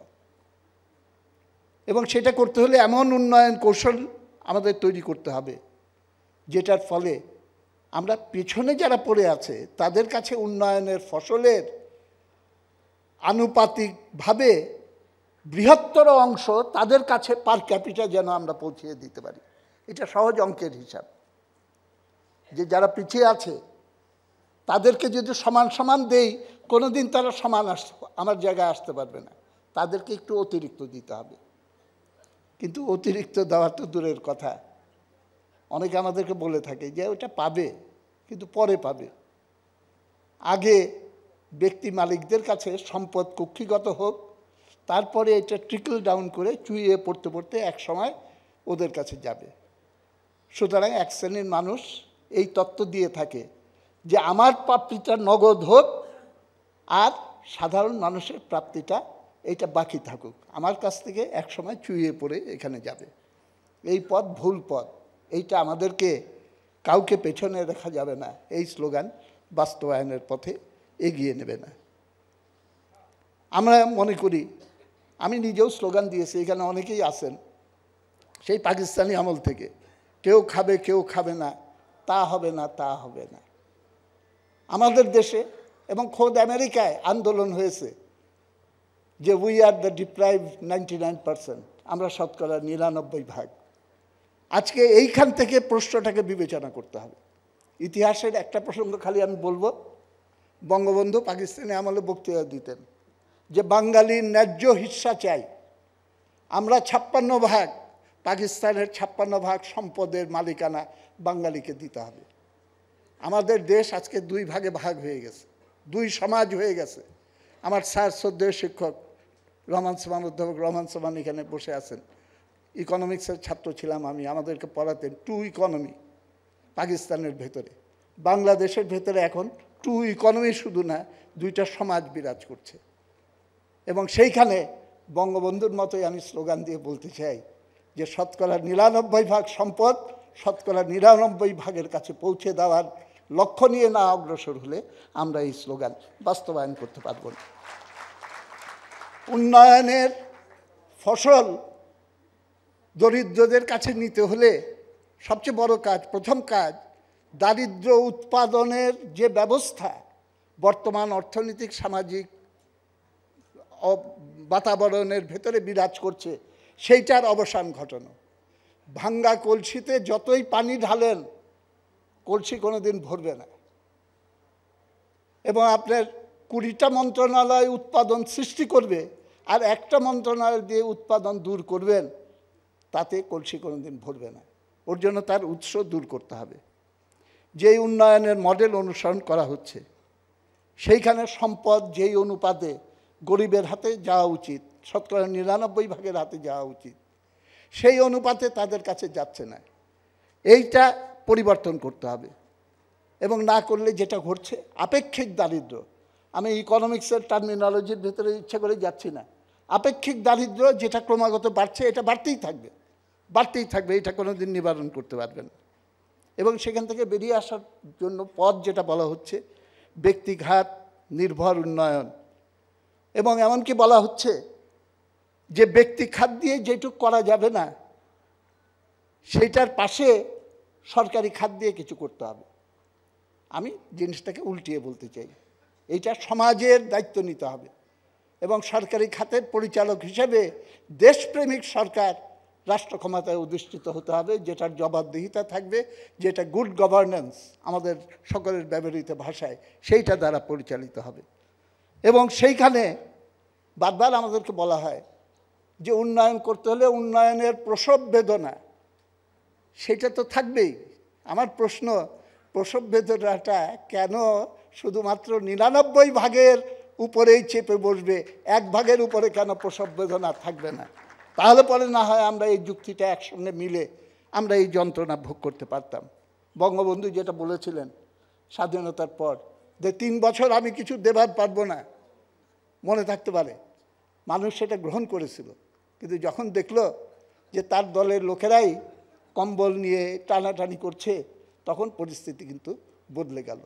সুতরাং একটা স্লোগান, সেটাকে বাস্তবায়ন করার জন্য কমিটমেন্ট যদি সর্বপর্যায়ে না থাকে, তাহলে পরে আমরা কোনোদিন অগ্রসর হতে পারবো না। প্রাইভেট সেক্টর সম্পর্কে বলা হচ্ছে, আমি খালি আপনাদের ভাবার জন্য বলবো, প্রাইভেট সেক্টর কোনটা? বাংলাদেশের সবচেয়ে বড় প্রাইভেট সেক্টর কোনটা? এই হাউস, ওই হাউস, এইগুলো সবচেয়ে বড় প্রাইভেট সেক্টর না। সবচেয়ে বড় প্রাইভেট সেক্টর হলো আমাদের কৃষি, এবং সবচেয়ে অবহেলিত প্রাইভেট সেক্টর হলো কৃষি। সুতরাং প্রাইভেট সেক্টরের নামে কৃষিকে বঞ্চিত করে আপনি মুষ্টিমেয় হাউজেসের হাতে বিপুল সম্পদ একীভূত করে ট্রিকল ডাউন ইকোনমির থিওরি দিয়ে আমাকে সন্তুষ্ট রাখতে পারবেন না, বাংলাদেশের জনগণকেও সন্তুষ্ট রাখতে পারবেন না। সম্ভবত বেশি বলে ফেলেছি, আমি শেষ করতে চাই এটা বলে, এখন ভিশনের কম্পিটিশন শুরু হয়েছে। কেউ বলছে ভিশন 2021, কেউ বলছে ভিশন 2030। আমি আপনাদের কাছে সবিনয়ে এই ঘোষণা দিতে চাই, আমি এবং আমরা ভিশন মুক্তিযুদ্ধ 1971 সেইটা বাস্তবায়িত না হওয়া পর্যন্ত আমাদের সংগ্রাম আমরা চালিয়ে যাব। আমাদের সেই ভিশনে চলে আসার জন্য আমাদের পদক্ষেপ গ্রহণ করতে হবে। আপনাদের সবাইকে অসংখ্য ধন্যবাদ। সেলিম ভাইকে অনেক ধন্যবাদ। ছোটবেলা থেকে ওনার বক্তৃতা শুনে আসছি এবং সর্বদাই উনি খুবই যুক্তিসঙ্গতভাবে তথ্য উপাত্ত দিয়ে সুন্দর করে বলেন, আজকেও বলেছেন। আপনাদের সকলের পক্ষ থেকে কমরেড মুজাহিদুল ইসলাম সেলিমকে আরেকবার ধন্যবাদ জানাচ্ছি। এখন বলবেন জনাব আমির খসরু মাহমুদ চৌধুরী। জনাব আমির খসরু মাহমুদ চৌধুরী ব্যবসায়ী নেতা ছিলেন, স্টক এক্সচেঞ্জের প্রধান ছিলেন চিটাগংয়ে, উনি প্রাক্তন বাণিজ্য মন্ত্রী ছিলেন। আজ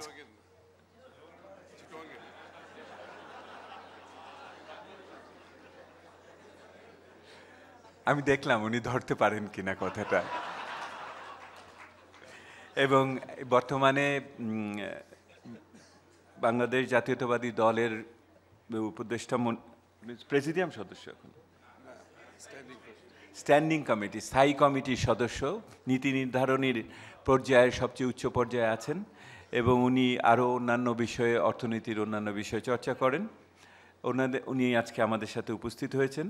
তো আপনাদের সকলের পক্ষ থেকে আমি এখন আমির খসরু মাহমুদ চৌধুরীকে কথা বলার জন্য অনুরোধ করছি। খসরু ভাই। পলিটিশিয়ানের সময় নাকি এমনি সময় দেবপ্রিয়? রাজনীতিবিদের সময় নাকি সীমিত সময়? না, আপনি যদি জানেন যে এই মানুষগুলো আপনার কথাও শুনতে চায়, সাংস্কৃতিক অনুষ্ঠানও দেখতে চায় এবং এখানে কোনো এবং এখানে কোনো নৈশাহারের ব্যবস্থা নেই। না না, আমি নিজেই সাংস্কৃতিক পাঠটা দেখার জন্য অনেক বেশি উৎসাহী। ধন্যবাদ দেবপ্রিয়। প্রথমে আমি ধন্যবাদ জানাচ্ছি আমাকে আমন্ত্রণ জানানোর জন্য এখানে, আর এই আন্দোলনের সাথে আমি একাত্মতা ঘোষণা করছি, কারণ এই আন্দোলন সকলের জন্য। এটা এখানে কোনো দ্বিমত হওয়ার কিংবা থাকার কোনো সুযোগ নেই। আমাদের কাউকে পেছনে রাখা যাবে না, এই কথাটা, এই স্লোগানটা স্বাভাবিকভাবে সবাইকে টাচ করে, একেবারে মন থেকে টাচ করে। সেই ক্ষেত্রে আমরা অনেক দিন ধরে দারিদ্র্য বিমোচন এবং যারা পিছিয়ে আছে তাদের জন্য বিভিন্ন প্রোগ্রাম সরকারের পক্ষ থেকে, রাজনৈতিক নেতাদের পক্ষ থেকে সবসময় বলা হয়। এবং এখানে একটা জিনিস আমি মনে করি, সেটা হচ্ছে আমরা সোশ্যাল সেফটি নেট, যেটা বারবার চলে আসে, দারিদ্র্য বিমোচন কথা বললেই তখন সোশ্যাল সেফটি নেটের প্রশ্নটা আসে এবং এটার বিভিন্নভাবে আমরা প্রয়োগ করেছি বিভিন্ন সময়ে। এবং আমি ব্যক্তিগতভাবে মনে করি সোশ্যাল সেফটি নেটের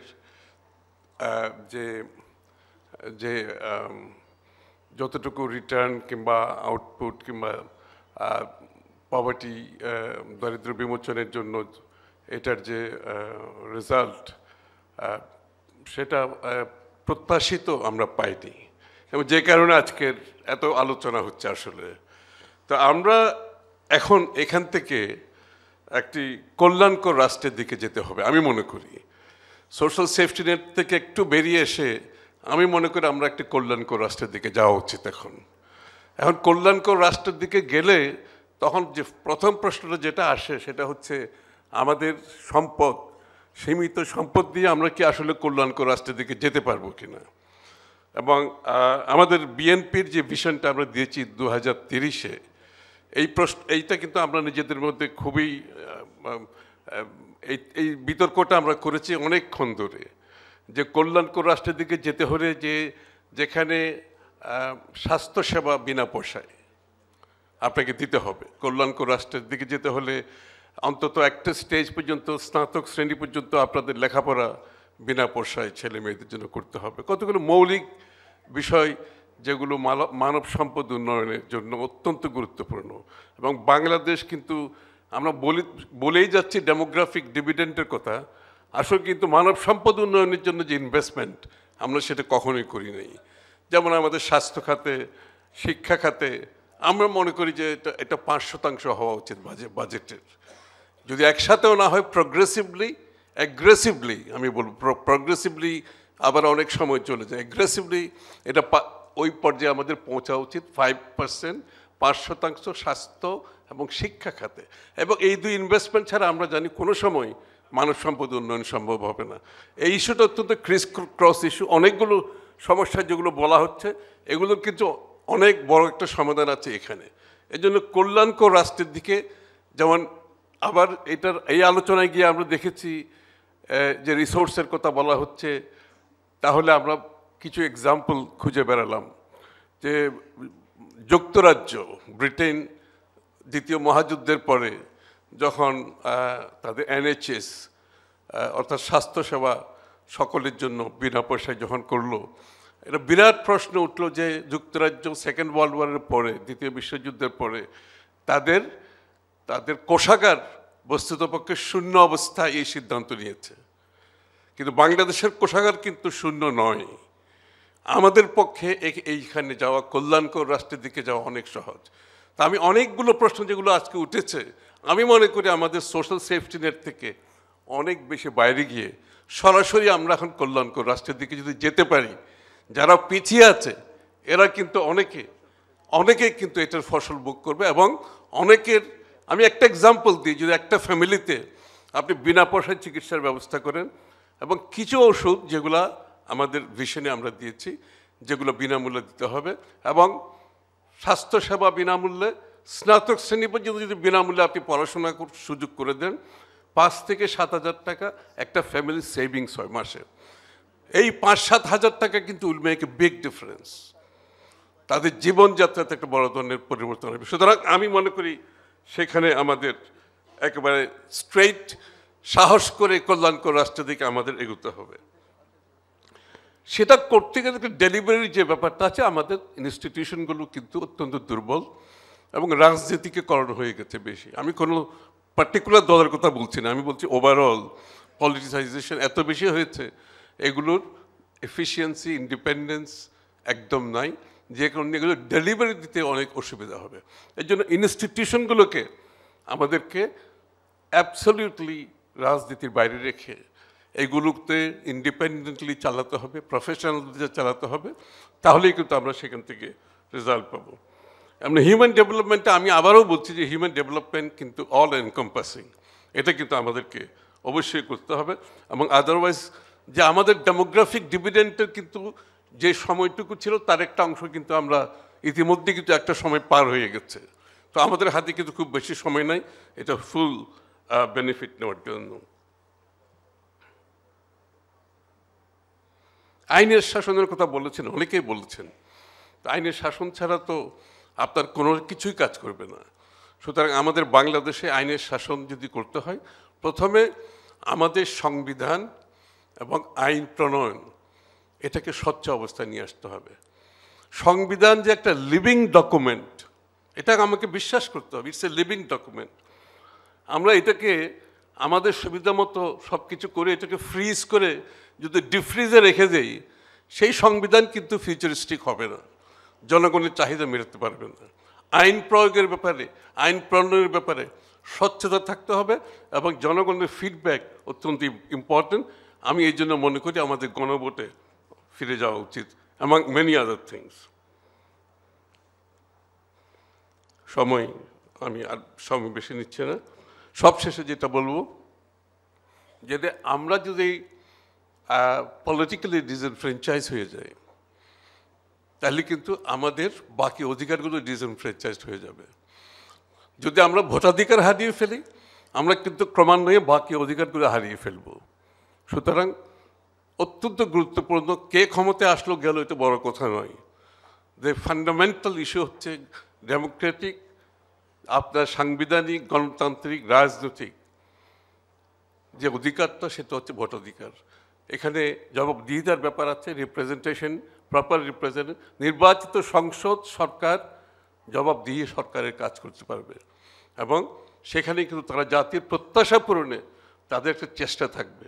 এই জন্য আমি মনে করি আজকে একটি ডেফিনেটলি যারাই আসুক একটু নিরপেক্ষ নির্বাচনের মাধ্যমে নির্বাচিত সংসদ সরকারের মাধ্যমে আমাদের সামনের দিকে এগিয়ে যাওয়ার সম্ভাবনা আছে। সবাইকে ধন্যবাদ।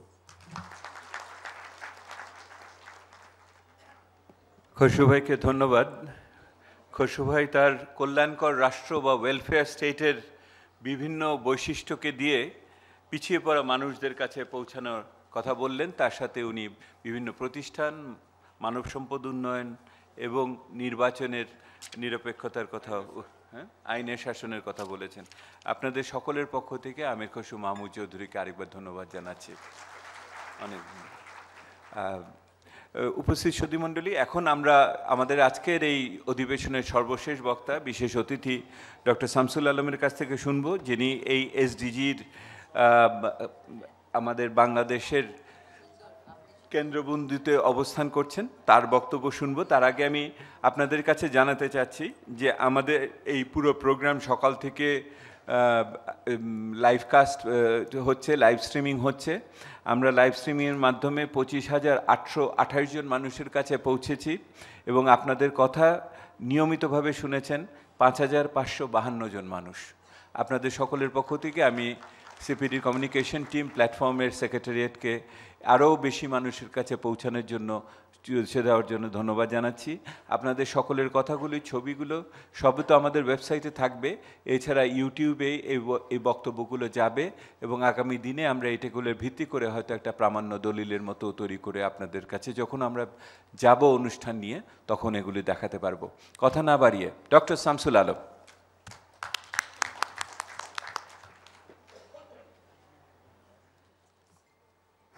সবাইকে শুভ অপরাহ্ন, সালাম এবং শুভেচ্ছা। আমার সুপ্রিয় ডক্টর দেবপ্রিয় ভট্টাচার্য, যিনি সভাপতিত্ব করছেন, এবং বিশিষ্ট আকর্ষণীয় ব্যক্তিত্ববর্গ যারা বক্তব্য রেখেছেন। আমি আনন্দিত যে আমাকে আমন্ত্রণ করেছেন, আমি কৃতজ্ঞ। অনেক সুন্দর সুন্দর বক্তব্য, যেটা আমার জন্য মনে হয় যেটাকে ইংরেজি বলে লেসন, আমি সেরকম পাঠ নেওয়ার মতন বক্তব্য শুনেছি এবং পেয়েছি। আর কিছুটা দ্বিধা দ্বন্দ্বে ভুগছি যে এই শ্রবণ ক্লান্ত সময়ে শেষ মুহূর্তে আমি কিভাবে কতটুকু বলতে পারি বা বলবো।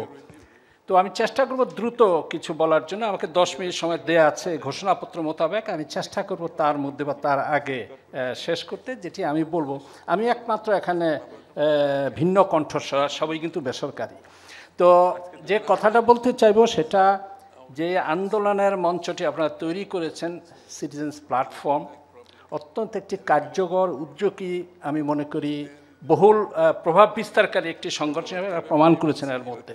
এখন নয়, যখন 2013 থেকে এই পোস্ট 2015 ডেভেলপমেন্ট এজেন্ডা আমাদের কাছে এসলো, এটাকে তৈরি করার জন্যে আমাদের কাছে আসলো, মানে আপনারা সকলেই জানেন Rio+20 যেটা হলো 2012-তে, সেখানে সিদ্ধান্তটি হলো যে পরবর্তী নামটি হবে সাস্টেইনেবল ডেভেলপমেন্ট গোলস। সেখানে নামটি স্থির হলো এবং সেই থেকে এটি প্রণয়নের কাজ শুরু হলো। জাতিসংঘের হাই লেভেল পলিটিক্যাল ফোরাম দায়িত্ব নিল, এই খসড়া তারা দেখবেন এবং করবেন। এবং সেই খসড়া প্রণয়নের জন্য জাতিসংঘ আনুষ্ঠানিকভাবে 64টি রাষ্ট্রকে আমন্ত্রণ জানায় যারা এমডিজি বাস্তবায়নে ভালো করেছে। আপনারা সকলেই জানেন বাংলাদেশ ইউএনডিপি প্রতিবেদন মোতাবেক 88 যে দেশগুলো ভালো করেছে এমডিজি বাস্তবায়নে, তার বাংলাদেশ অন্যতম। এবং ওয়ার্ল্ড ব্যাংকের মতে পৃথিবীর অনেক দেশ এই এমডিজি বাস্তবায়নে অর্থনৈতিক দিকগুলোতে ভালো করেছে, কোনো কোনো দেশ সামাজিক দিকগুলোতে ভালো করেছে। বাংলাদেশ এমন একটি দেশ যেখানে এই দুই ক্ষেত্রেই, সামাজিক ও অর্থনৈতিক ক্ষেত্রে অনেক ভালো করেছে। সেই হিসেবে বাংলাদেশকে আমন্ত্রণ জানা হয়েছে খসড়া তৈরি করার জন্য। সাধারণ অর্থনীতি বিভাগ ছিল দারিদ্র্যের ফোকাল পয়েন্ট, সকলেই জানেন। সেই অর্থে আমরা এমডিজির ফোকাল পয়েন্ট বা কেন্দ্র কি বলে ফোকাল পয়েন্ট, মানে কিভাবে বলবো বাংলা যায় না। তো সেইটা আমাদের দায়িত্ব ছিল। এসডিজিরও ফোকাল পয়েন্ট আমরা, সেই সরকার 12 সদস্য একটি কমিটি করে দেয় এটা খসড়া প্রণয়নের জন্য, জাতিসংঘে যাবে অন্যান্য দেশের সঙ্গে বিবেচনার জন্য। জাতিসংঘে যাওয়ার যে 12 সদস্যের কমিটি করা হলো, খসড়াটি তৈরি করা, সেটি সাধারণ অতিথিদের সদস্য মহোদয়কে সভাপতি করে আরও 12 সদস্য সরকারি বেসরকারি মিলে করা হয়েছিল।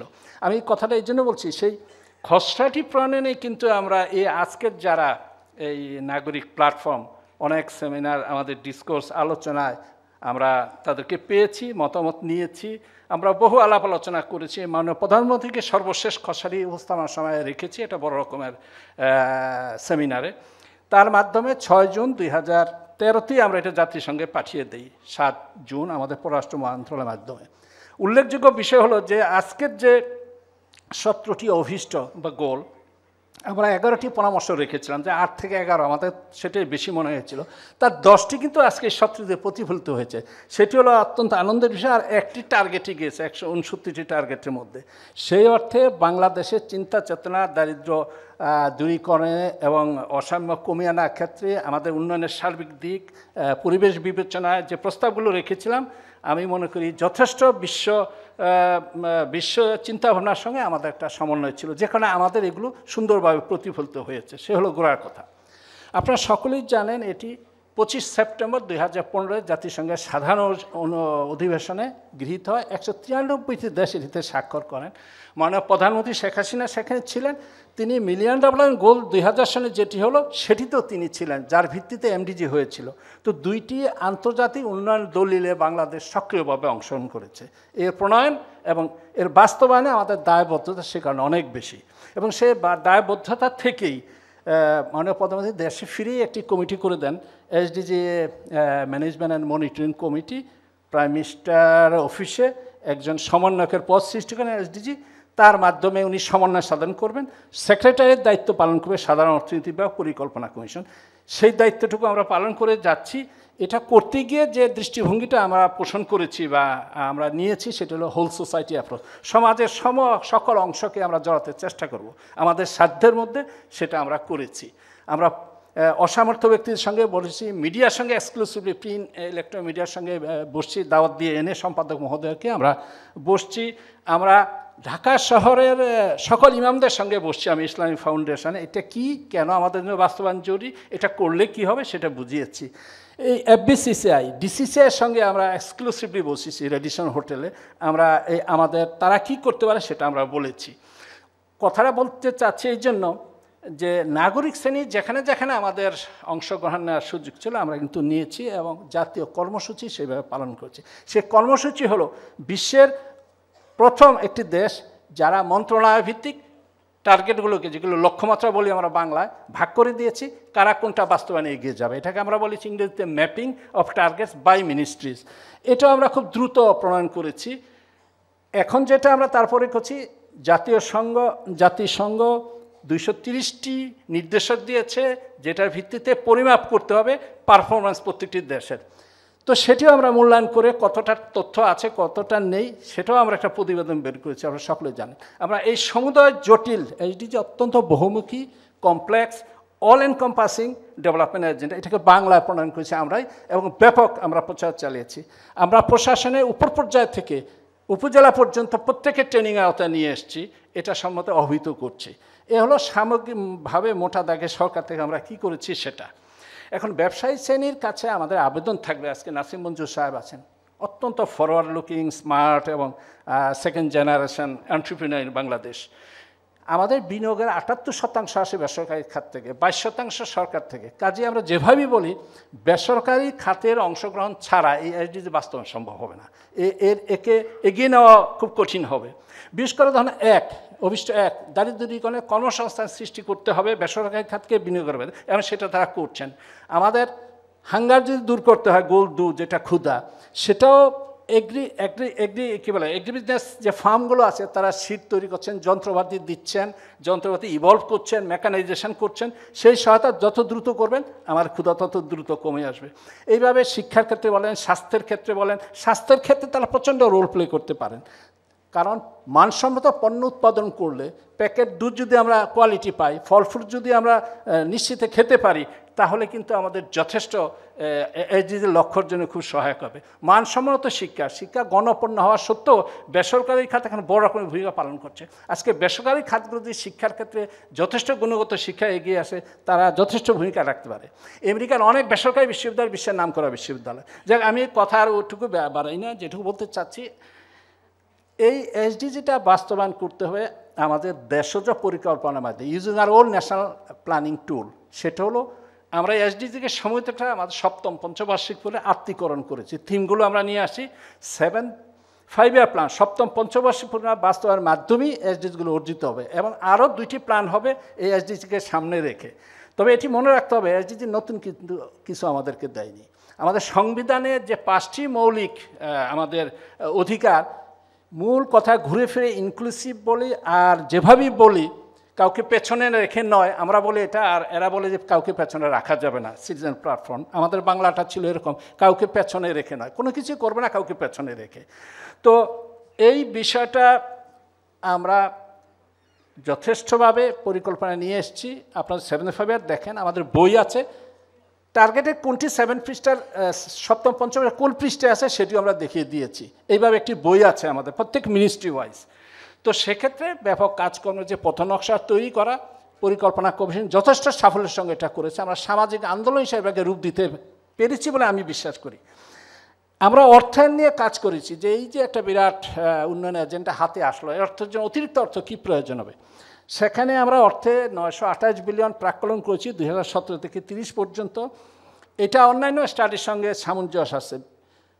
পৃথিবীতে তারা বলা হয়েছে 3 থেকে 5 ট্রিলিয়ন টাকা লাগবে অতিরিক্ত, ডলার লাগবে অতিরিক্ত। আমাদের দেশে আমরা আমাদের দেশজ আয়ের কিউমিলেটিভ জিডিপি 20% আমাদের ব্যয় করতে হবে এসডিজি অর্জনে, আর এর 85% আসতে হবে বেসরকারি খাত থেকে, 15% সরকারকে দিতে হবে। বিদেশি বিনিয়োগ এফডিআই যেটা হলে কমপক্ষে 7 বিলিয়ন গড়ে আসতে হবে। প্রশ্ন উঠতে পারে পাচ্ছেন মাত্র 2 বিলিয়নে, 7 বিলিয়ন আসবে কোত্থেকে? কষ্ট কল্পনা মোটেই না। আমরা 100টি স্পেশাল ইকোনমিক জোন করেছি, 15টি কাজ এগিয়ে চলে। আমরা যদি 20টি করতে পারি তাহলে এফডিআইয়ের এই আমাদের যে কাঙ্ক্ষিত লক্ষ্য সেটি অবশ্যই পূরণ হবে। আমরা ঋণ অনুদান চাচ্ছি প্রত্যেক বছর $2.55 বিলিয়ন। আমরা গত বছরই $3 বিলিয়ন পেয়েছি। তবে এটা ক্রমান্বয়ে কমছে বিদায় আমরা এটা গড় ধরেছি 2.55। আমাদের জাতীয় রাজস্ব বাড়াতে হবে 35% হারে। এটাও বলতে পারেন অসম্ভব লক্ষ্য। আমরা গত 9 বছরে 26% হারে বাড়িয়েছি। কাজেই এটাকে ব্যাপক আমরা যদি উন্নীত করতে পারি, সেখানেও বেসরকারি খাতের ভূমিকা আছে। আমাদের মনে হয় ভ্যাট লটে যদি এবার করে ফেলা যেত, আমরা অন্তত 30% উন্নীত করতে পারতাম। এ সরকারে এক্ষেত্রে বেসরকারি খাতের একটা প্রচণ্ড সহযোগিতার প্রশ্ন আছে বা ছিল, এবং এটি কিন্তু গোল 17.1 লক্ষ্যমাত্রা, যেখানে বলা হয়েছে প্রত্যেক দেশ তাদের রাজস্ব আয় বাড়ানোর সর্বাধিক চেষ্টা নেবে। 17.2 বলা হয়েছে আন্তর্জাতিক ক্ষেত্রে ধনী দেশগুলো, সকল স্বল্পোন্নত দেশগুলো তাদের জাতীয় আয়ের, দেশজ আয়ের, জাতীয় আয়ের 0.7% সহায়তা দেবে বিভিন্ন প্রকারে দান অনুদান হিসেবে, এবং সেই পরিমাণ অর্থের 1.5 থেকে 0.2% স্বল্পোন্নত দেশগুলো বিশেষভাবে দিতে হবে। এবং প্রযুক্তি ব্যাংক করা হবে 2017 মধ্যে, এটাও করা হবে কিনা যায় না, আমি এখন লক্ষণ দেখছি না এটা হওয়ার। তারা প্রযুক্তিকে স্থানান্তর করতে হবে, এটিও কিন্তু লক্ষ্যমাত্রা 17.2 বলা আছে। তো যাই হোক, আন্তর্জাতিক ক্ষেত্রে কি করবে না করে এটা নিয়ে আমরা খুব উদ্বিগ্ন নই। আমরা আমাদের মতো এগোতে হবে, আমাদের রাজস্ব বাড়াবো, ব্যক্তি খাতকে আমরা যথেষ্ট প্রণাদ দেওয়ার চেষ্টা করছি, সহযোগিতা নেওয়ার চেষ্টা করছি। সেক্ষেত্রে আমরা আশা করি কাউকে পেছনে রেখে আমাদের এগোতে হবে না। আর দারিদ্র্যের অবসান অবশ্যই ঘটাতে হবে। 2030-এর মধ্যে আমাদের সুনির্দিষ্ট লক্ষ্য আছে। 2025-এর মধ্যে আমরা ক্ষুধা নিবৃত্ত করব, মানে অ্যাবসলিউট পভার্টি বাংলাদেশে থাকবে না। তার মানে হলো হতদরিদ্র আমরা থাকতে দেবো না 2025 পরে, কিন্তু টার্গেট হলো এসডিজি 2030 পর্যন্ত এটা থাকতে পারবে না। আর যার দারিদ্র 2015 থাকে তার অর্ধেকে নামাতে হবে, যেটাকে আমরা মডারেট পভার্টি, মধ্যম দারিদ্র আমরা করি, সেটাও ব্যাপকভাবে নামিয়ে আনতে পারবো। 2030-এ আমাদের হতদরিদ্রের সংখ্যা হবে 3%, যেটাকে শূন্য, পৃথিবীতে শূন্য দারিদ্র বলা হয়ে থাকে। আমরা সেটা সহজেই অর্জন করতে পারবো। এসডিজিতে বলা হয়েছে ডেভেলপিং কান্ট্রিগুলো লিস্ট ডেভেলপমেন্ট কমপক্ষে 60% গ্রোথ হবে। আমরা 7.4% গড়ে গ্রোথ অর্জন করছি গত কয়েক বছর যাবৎ।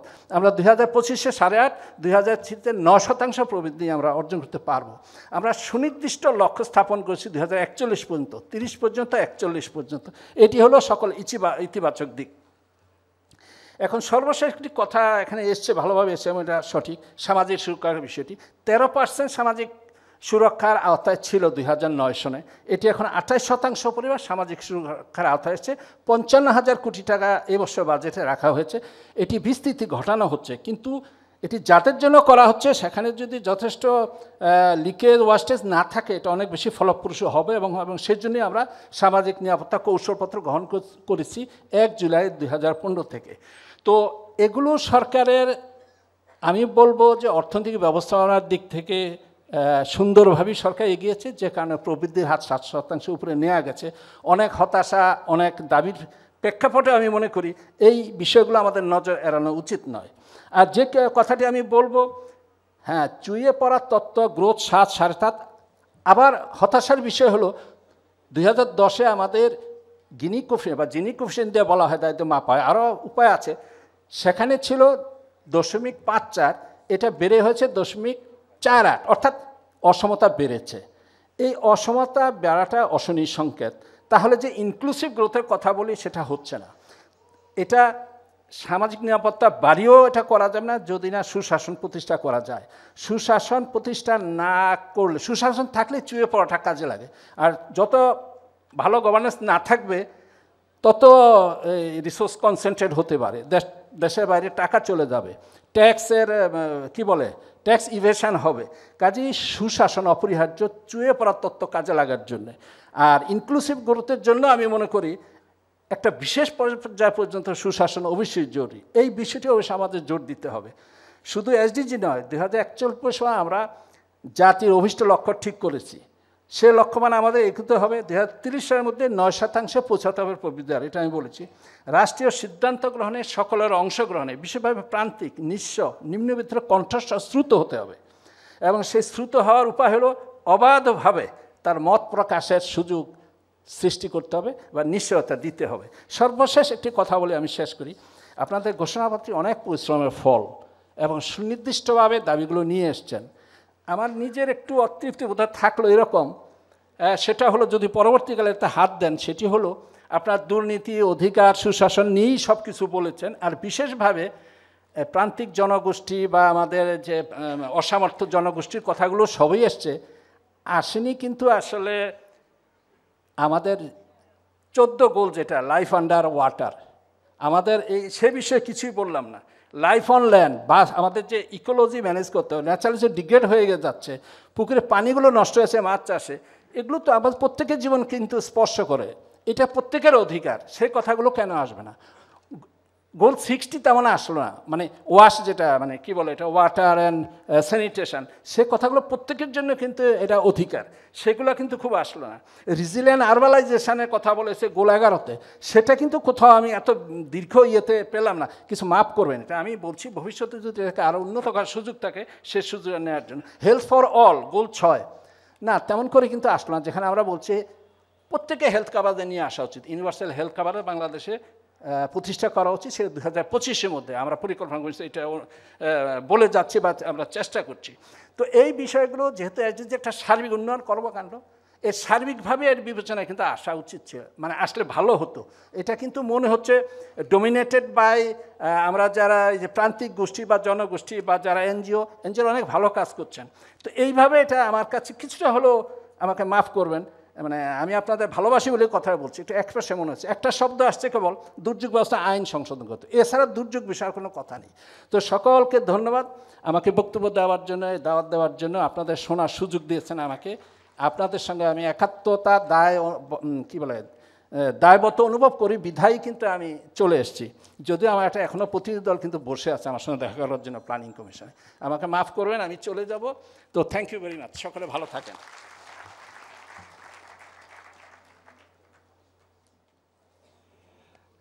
উপস্থিত সুধীমণ্ডলী, সহকর্মীবৃন্দ, অতিথিবৃন্দ, আমরা আজকের এই সম্মেলনের প্রায় শেষে এসেছি। সমাপনী অধিবেশনে কর্ম অধিবেশন, পূর্ণাঙ্গ অধিবেশন শেষ হচ্ছে, এবং যারা আজকে আমাদের এখানে অতিথি বক্তা হিসেবে এসেছেন তা আপনারা সকলে তাদের আরেকবার একটা অভিনন্দন জানান।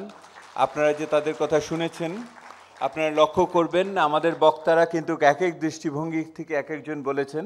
কেউ প্রতিষ্ঠানের সরকারের দৃষ্টিভঙ্গি থেকে বলেছেন, কেউ হয়তো রাজনীতিরও আবার ডান বাম করে বলেছেন, কিন্তু খুব লক্ষ্য করছি কিন্তু কেউই পিছিয়ে পড়া মানুষকে বাদ দিয়ে বলতে পারেননি। এইটি হলো সবচেয়ে বড় কথা আর কি, এইটি আমাদের বড় সাফল্য আর কি। একদিকে আমি একটু এই মাত্র শামসুল আলম সাহেব বলছিলেন আপনারা সাধারণের এই বিষয়গুলি বলেন নাই, মনে হচ্ছে ইট ইজ ডমিনেটেড বাই যে প্রান্তিক মানুষ।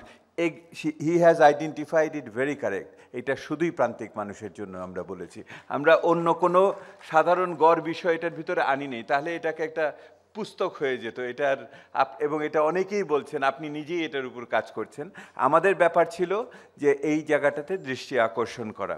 সেই জন্য আমি যেটা আপনাকে দুটো কথা বলে শেষ করব। আজকে অনেক সুপারিশ এসছে, কিছু সুপারিশ আমাদের এসেছিল জুলাই মাসে, যেগুলি আমরা এখনও পুরোটা কার্যকর করতে পারিনি। যেমন এনজিওরা কী কাজ করছে বা বেসরকারি খাত কী কাজ করছে এসডিজির প্রেক্ষিতে, তার ম্যাপিং করা, এদের ভিতরে সমন্বয় করা, এদের একটা লিড ইনস্টিটিউশন বানানো যাতে করে আগামীতে এটা কাজ করতে পারে, অথবা এটার উপর নজরদারি করার বিষয়, এগুলির কাজ হবে। আমাদের উদ্যোক্তারা এগুলো নিয়ে কাজ করবেন আগামীতে, এটা নিঃসন্দেহে। একটা বিষয় সকলের প্রাণের ভিতরে আছে আমি দেখতে পাচ্ছি, এবং এই জিনিসটা আমরা গত জুলাইয়ে উত্থাপন করেছি, এবারেও করছি, আবারও শামসুল আলম সাহেব আছেন বলছি। বাংলাদেশের এডিবিতে এসডিজিকে বাস্তবায়ন করার লক্ষ্যে সরকার যদি এসডিজি চায় তাহলে এনজিওদের কাজের উপকার তার ভোগ করতে হবে। এমডিজিতে বাংলাদেশের এই সাফল্যের অন্যতম রূপকার ছিল এনজিওরা, সেখানে অবদান রেখেছে। এসডিজিতেও তারা সেই অবদান রাখতে চায়, কিন্তু সরকার যদি এটাতে উপকৃত হয় তো সরকার কেন এটা অর্থায়ন করবে না? কেন বারবার তাদের বিদেশিদের কাছে ঠেলে দেওয়া হচ্ছে? আমি জোর দিয়ে বলছি আপনার কাছে, আপনি অবশ্যই বিবেচনা করবেন, আপনি করলে সুযোগ হয়তো হবে যে এবারের বাজেটে এডিবিতে অবশ্যই একটা এসডিজি ট্রাস্ট ফান্ড জাতীয় কিছু করা, যেখান থেকে সুনির্দিষ্ট পরিকল্পনা আপনার প্রস্তাব নিয়ে আসার ভিত্তিতে বিভিন্ন প্রতিষ্ঠানকে আমার সরকারের পক্ষ থেকে অর্থায়ন করা উচিত। এই যে পাবলিক প্রাইভেট পার্টনারশিপ বেসরকারি খাতের সাথে যেমন হবে, উন্নয়ন সংস্থার সাথেও হবে।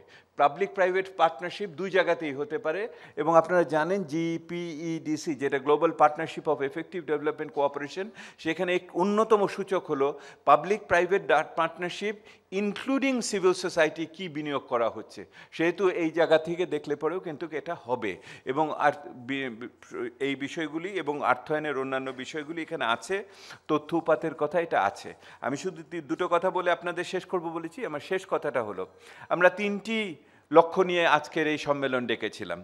একটা হলো কণ্ঠস্বর জোরদার করতে হবে, আমাদের এখানে পিছিয়ে থাকা মানুষের কণ্ঠস্বর জোরদার করতে হবে, এবং যারা এটার সাথে একাত্মতা আছেন তাদের কণ্ঠস্বর তার সাথে মিলাতে হবে। আপনারা কি মনে করছেন যে আজকে সারাদিনের আলোচনায় কণ্ঠস্বরটা সামান্য হলেও জোরদার হয়েছে? অনেক ধন্যবাদ আপনাদের। দ্বিতীয়ত হলো যে এই যে বেসরকারি উন্নয়ন প্রতিষ্ঠান এবং যে ব্যক্তি খাত এসডিজি বাস্তবায়নের জন্য যে অবদান রাখছে সেটা আলোচনায় আরও দৃশ্যমান করা, এই প্রদর্শনী এবং অন্যান্য কিছুর মাধ্যমে আরও বেশি কার্যকরভাবে জনচেতনায় তুলে নিয়ে আসা, এবং যারা বক্তা তাদের বক্তব্যের ভিতর দিয়ে সেই স্বীকৃতি আনা। আপনারা কি মনে করেন সেই অবদানের স্বীকৃতি আজকে সামান্য হলেও কিছু আমরা শুনতে পেয়েছি? অনেক ধন্যবাদ। আর শেষ ছিল যে আমরা সরকারের সাথে, সরকারের বিভিন্ন কাজের সাথে সহযোগিতার সম্পর্কেই থাকতে চাই, পরিপূরকতার সম্পর্কে থাকতে চাই, প্রতিদ্বন্দ্বিতার সম্পর্ক আমরা খুঁজছি না এখানে। সেই সহযোগিতার জায়গাগুলো হয়তো আরেকটু আলোচনায় আরেকটু বেশি করে হয়তো আনার সুযোগ ছিল বলে আমার মনে হয়। তবে সহযোগিতার প্রয়োজনীয়তাটা কি পরিষ্কার হয়েছে? একটু কম হয়েছে। আমরা মনে করি আজকে আপনাদের সকলের সহযোগিতায় এই অনুষ্ঠান সফল হলো। আমরা আগামীতে ঢাকার বাইরে অবশ্যই আসব, আমাদেরকে উদ্যোক্তাদের সাথে আলাপ করব। আপনাদের যদি আগ্রহ থাকে আমাদের জানাবেন যে কোন বিষয়ের উপর কোন জায়গায় আপনারা আগ্রহ দেখাচ্ছেন, আমরা চেষ্টা করব সীমিত সাধ্যের ভিতরে সেগুলো নিয়ে কাজ করার। আপনারা মনে রাখবেন আমরা কেউই কিন্তু পূর্ণ সময়কালীন এগুলি কাজ করি না, আমাদের সবার নিজের প্রতিষ্ঠান আছে, সেখানে আমাদের পূর্ণ সময় কাজ করতে হয়। এটা শুধু আবেগ, তাড়না, দেশপ্রেম থেকে আমরা এসেছি। যেমন আপনারা আজকে এখানে এসেছেন ঢাকার বাইরে থেকে, ঢাকার ভিতরে সারাদিন আপনারা যে থাকলেন, আপনাদের সকলকে একটা বড় ধরনের হাততালি দিয়ে আমি এইখানে এই অবস্থান শেষ করছি।